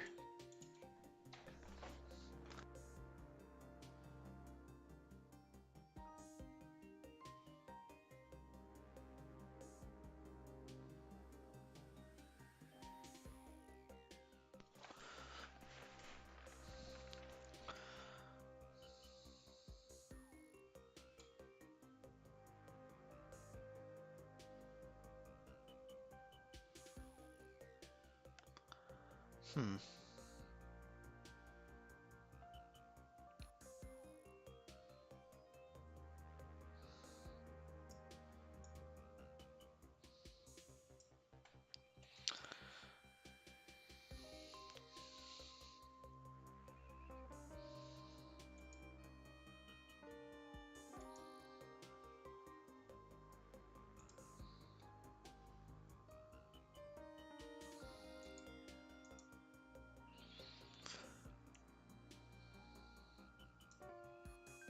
That's weird. This like changed aspects on me at some point. So I don't know what happened with it. That's really weird. Should be like filling up this entire thing here. Oh well. I'll have to fix that later.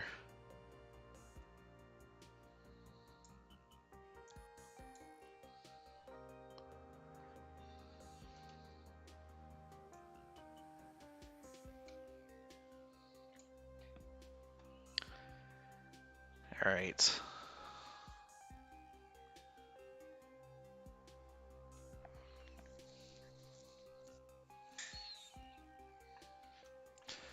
Build completed. Release should be sitting here waiting for approval.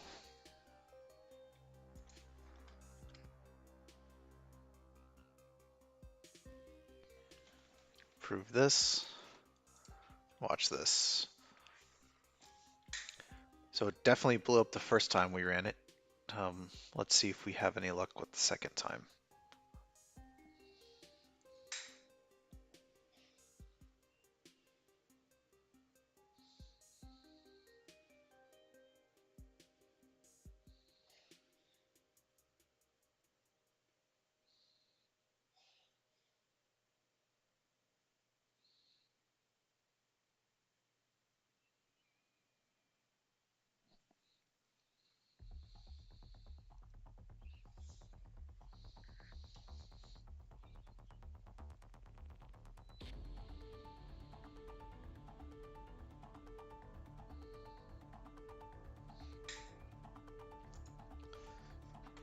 How does VS Code look? It looks right. Firefox is off. That's weird.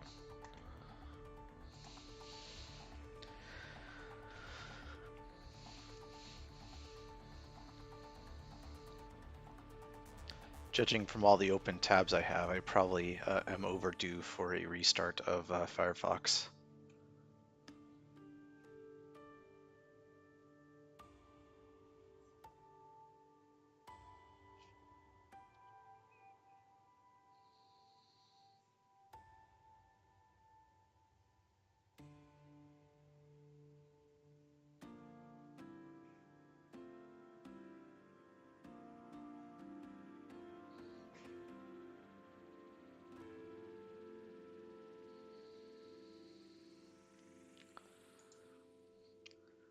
This is deployment, same thing. Created Azure output.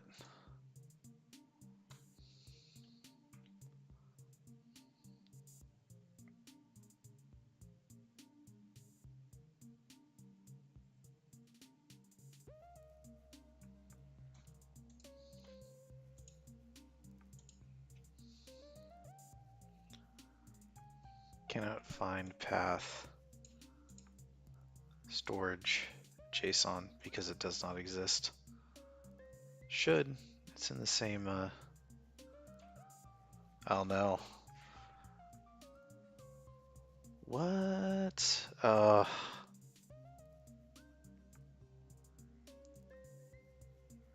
Well, that's painful.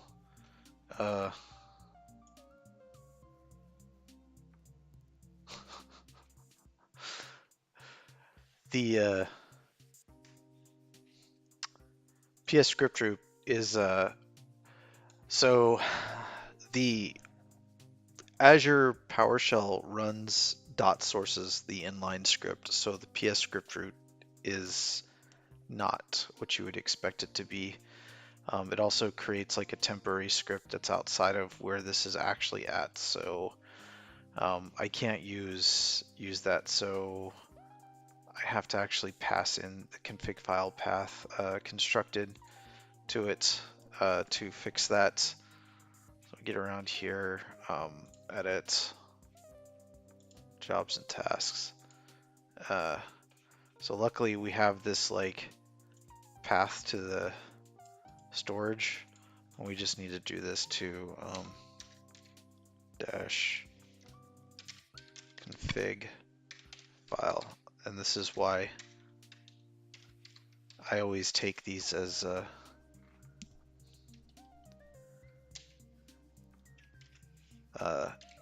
configurable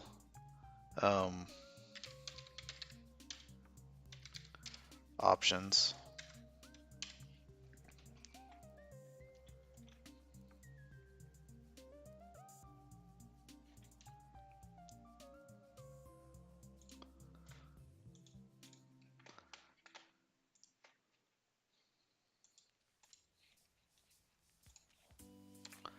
Try creating a new release.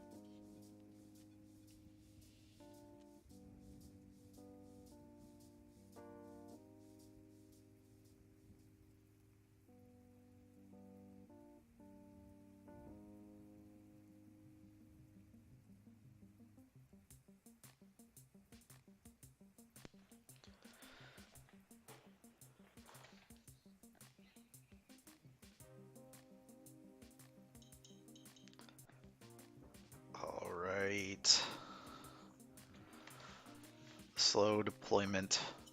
Always slow. Always takes forever.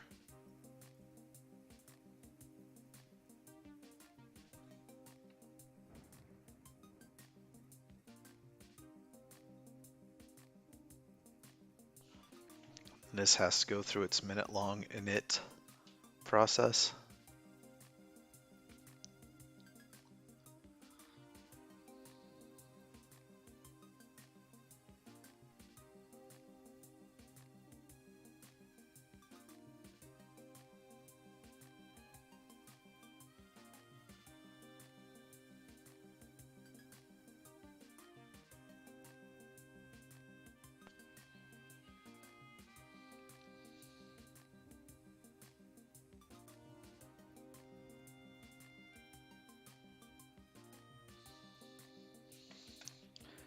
All right, what failed this time? Invalid argument on parameter name. The argument is null or empty. Provide an argument that is not null or empty.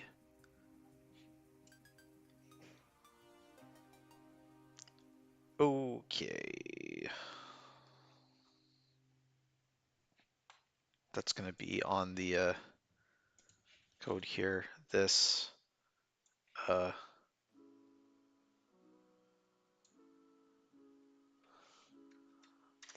just take that in completely.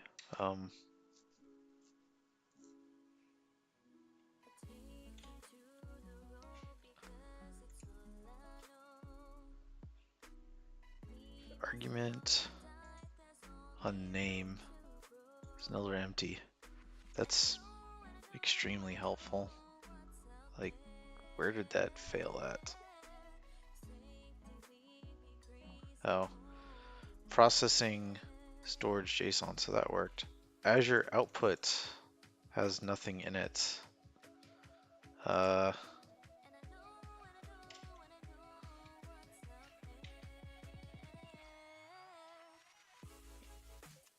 Okay.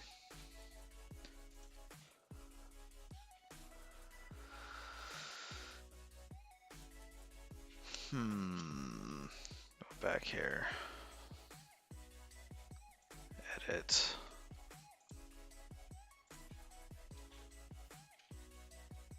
There's no like control options. Resource name.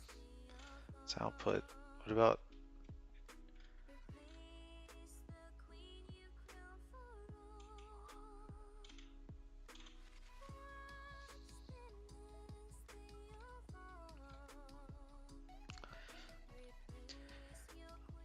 see if this was a YAML task, I could tell it what build variables to use. So I'm gonna have to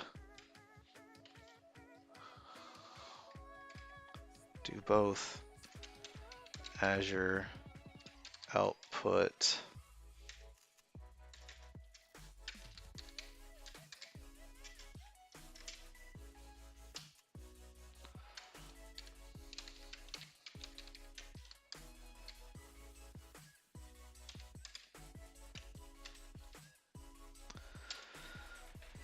try that.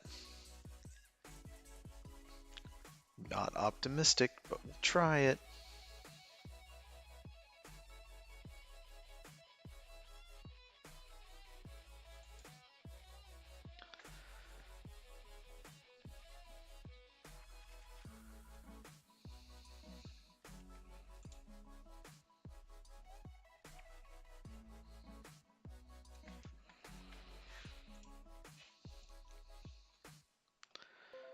Try another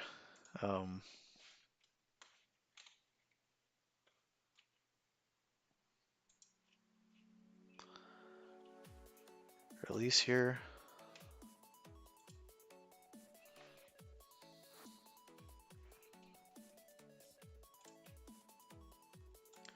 Prove it.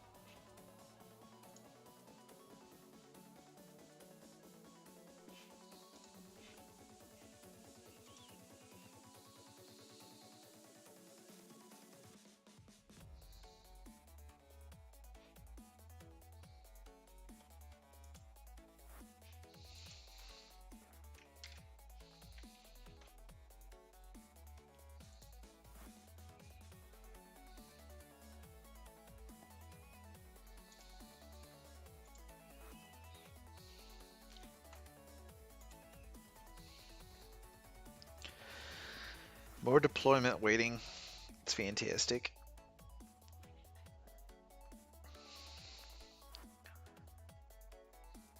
And I've edited these this release like a million times, and I haven't fixed these names to not be so disgusting.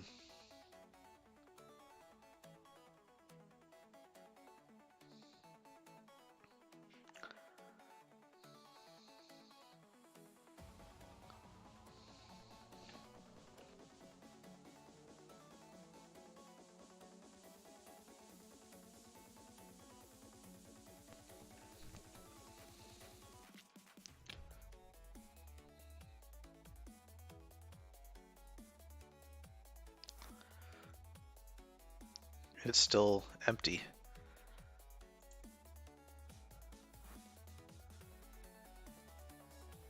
I must have done something wrong in typing it somehow. Let's see.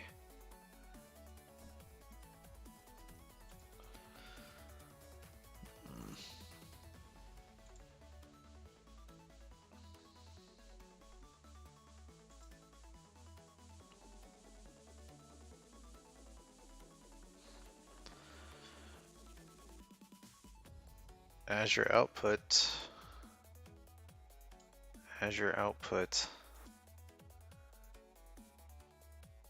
I don't know what it wants from me there.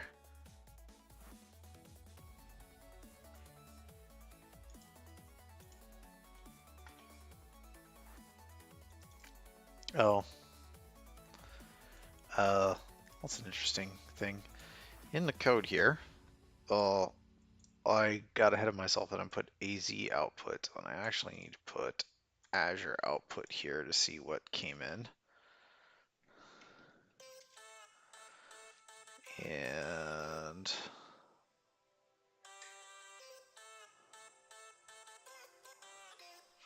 I'm just going to look back at the previous failed thing. First, I'm going to fix this name. Just call this storage deploy PS1.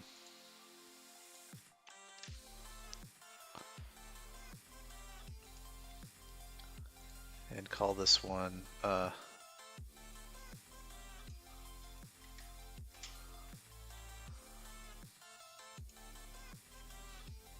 one's already decent. Save these. Let's go back to this one. And one of these failed ones had some interesting data on what was in it. Yep, here we are. Storage account, type,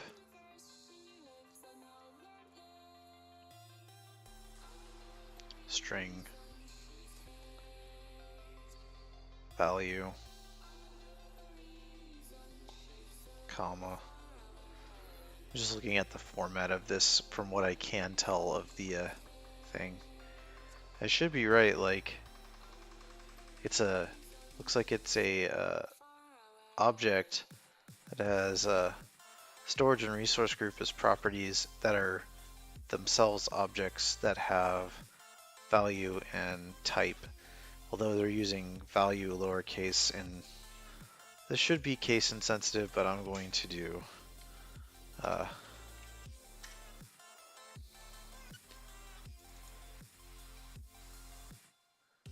just in case here. And then here's the other problem, is that here I'm using Azure output. This needs to be AZ output. So we'll fix that. I'm pretty sure that's the extent of my issues, is just snafu on names there. Save this. So these are the changes that were made. Outputting Azure output so we can see what was in the JSON, and then changing this to access the right variable and value. All right, properties.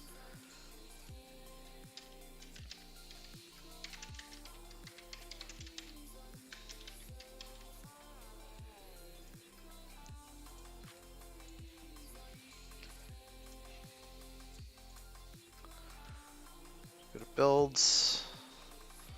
We need to fire off a new build because the script has changed.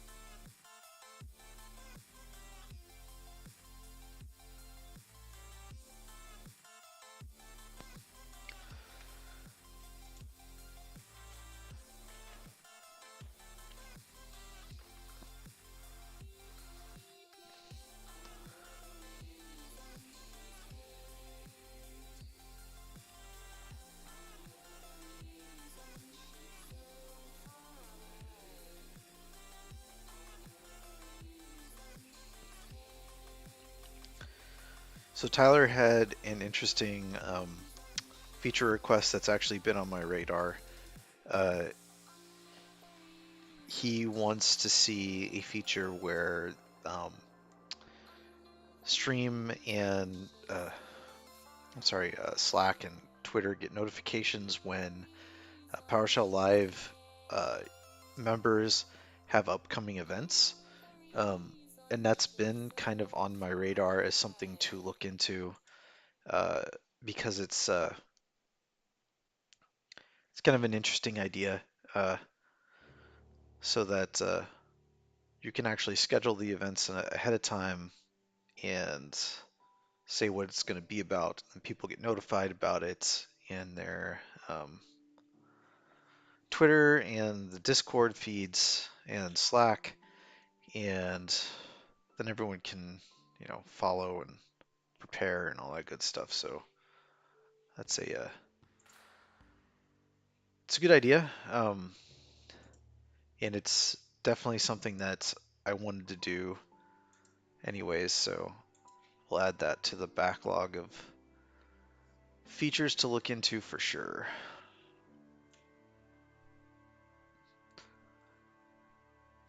Iterative processes. First, we get this so we can actually deploy the infrastructure and the application. Um, I was originally going to do testing today, and then I realized that I didn't have this whole queue part figured out. And it's being way more painful than it needs to be, right? Like, this should really not be hard. I should just be able to create queues um, as either part of ARM templates or part of the Azure function deployment or as some kind of Azure initialization. I don't even know. Like, this is a kind of a gap that needs to be addressed. And I'm not the only person who's run into this pain point. I found other people complaining about Azure Functions and ARM having this gap. Uh, and the recommendation for all was, oh, just use Terraform. And Terraform is the magic that you rub on ARM to fix all your problems. And that sounds great until you realize that you've got to move all of your ARM code to HCL and learn HCL and figure out how to deploy that and rebuild your deployment processes. It's kind of, you know, I don't know. People like to throw out these like simple solutions, and it's like, yeah, but of course it's really easy to do this with HCL, and if I was doing it from the beginning, I wouldn't even be complaining about this. But yeah, it's a lot of work to get that working. I mean, I've been working on this for 4 days now with the ARM template side of it, and it'd probably be like another four Yeah, exactly. Like, draw the rest of the effing owl, man. It's like,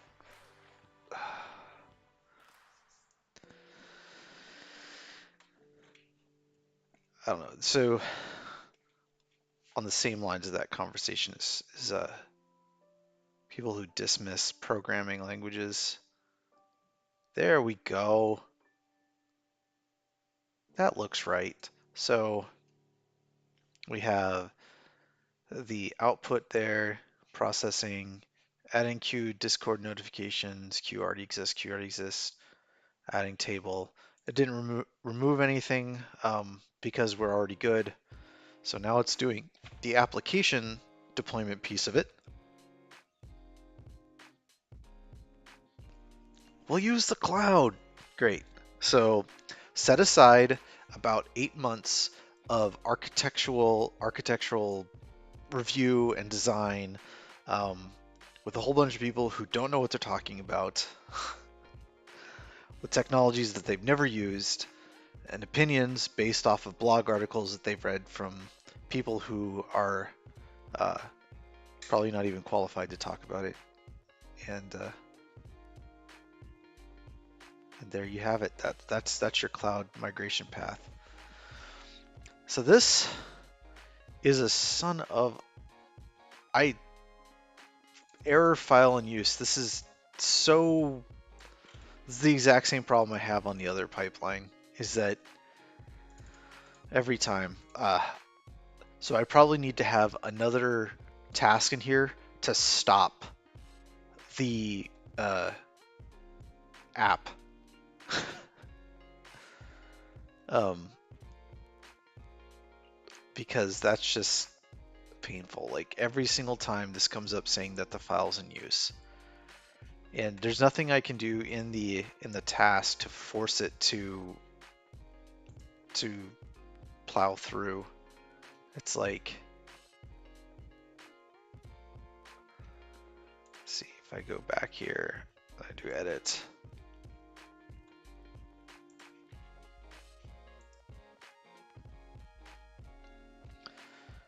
So like, there's nothing in here that lets me like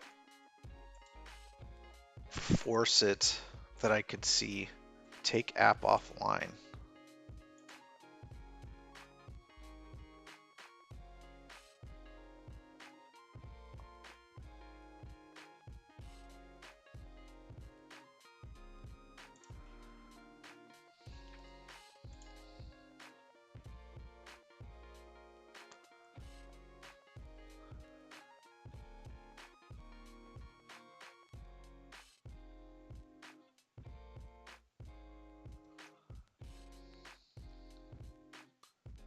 And the following are not supported. Well, that's kind of clipped off there. What's not supported?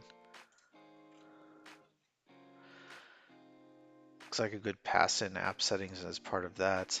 Let's see if take app offline works. I totally missed that before. I was looking through this before. I couldn't see anything about like force stop the app. And I'm hoping that this says that it will be removed after the sync operation completes successfully. No, this is like,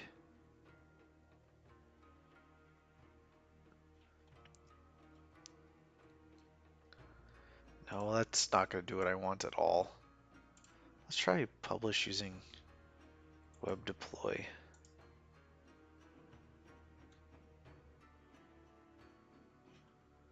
Let's see if that works.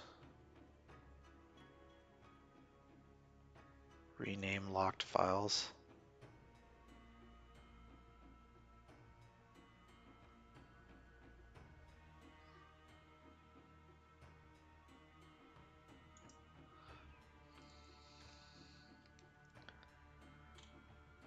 So like pre-deployment action, take stop. This is rename locked files, which is interesting. Uh, let's see. Let's try.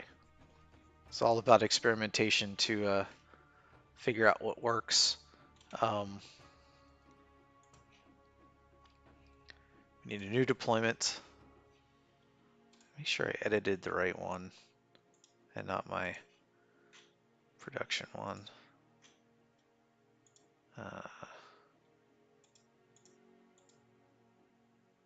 Yep.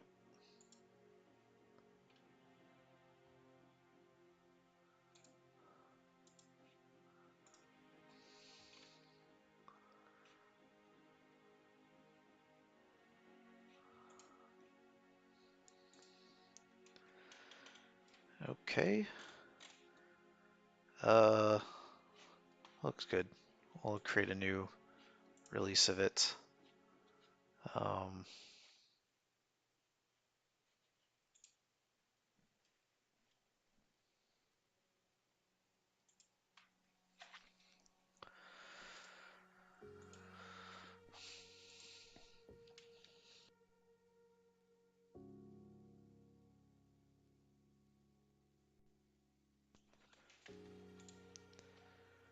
all right. And while this is running, because it's going to take a while, I will take a quick break and I will be right back.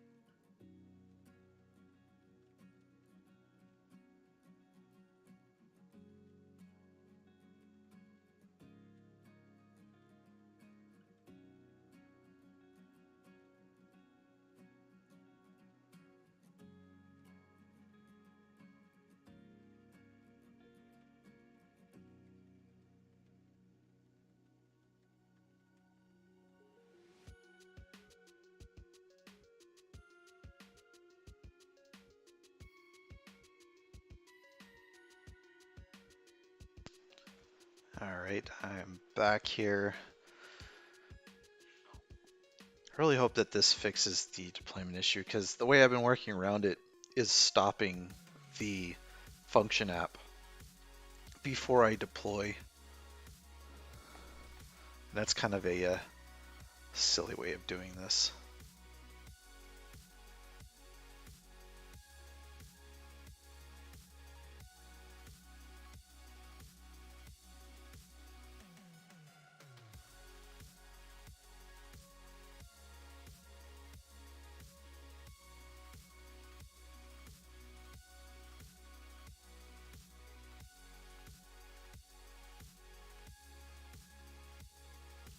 Well, that seems to work.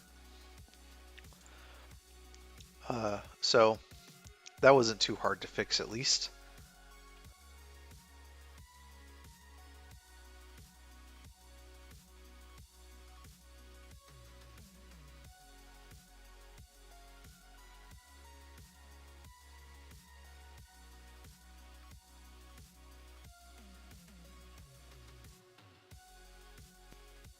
So look at this here in the console, just to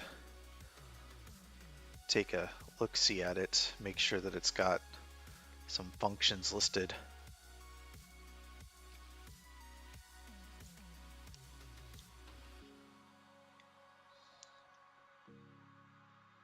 So it looks like the functions are there at least. Um,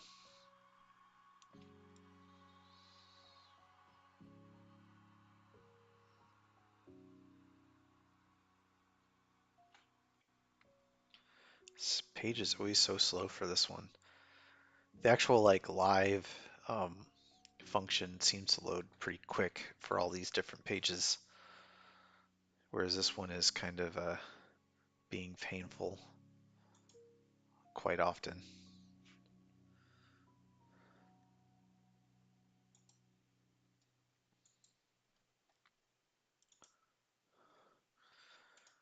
Let's try a refresh. Can't hurt anything. Can't possibly make it any slower. All right, platform features, deployment center. I should see, yep, failed deployment that we did. This one should trace back to the release that we just watched. That does. Well, that's good.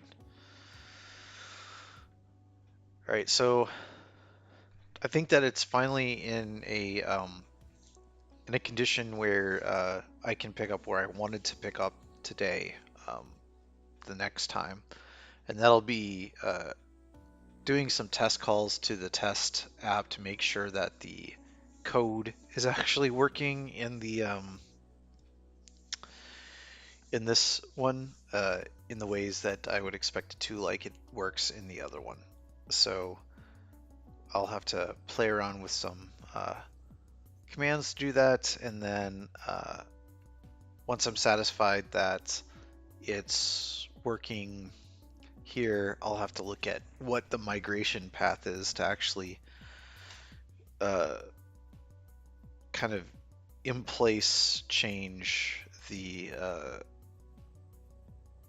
deployment of the existing one, because the way that I'm deploying it now will definitely change the um, storage account name that's used for all of these things. So it's going to be a breaking change to move over to the infrastructure as code, but it'll be worth it when I can confidently deploy the entire application over and over again and be sure that it's set up the way that I expect it to be. So anyways, for now, we've got a successful build and release process that includes the missing queue link that was there before. Um, so it now properly deploys that. We also got the bonus of figuring out a way of fixing the locked file issue that I was having with my application deployment piece of it. So uh, making decent progress on all fronts here, and gonna close it out for today and maybe pick this up again tomorrow. We'll see. Um, I've got plenty of other things that I've been putting off so I can work on this, but maybe I can put them off for another day. Anyways, thanks for watching, and I hope to see you back.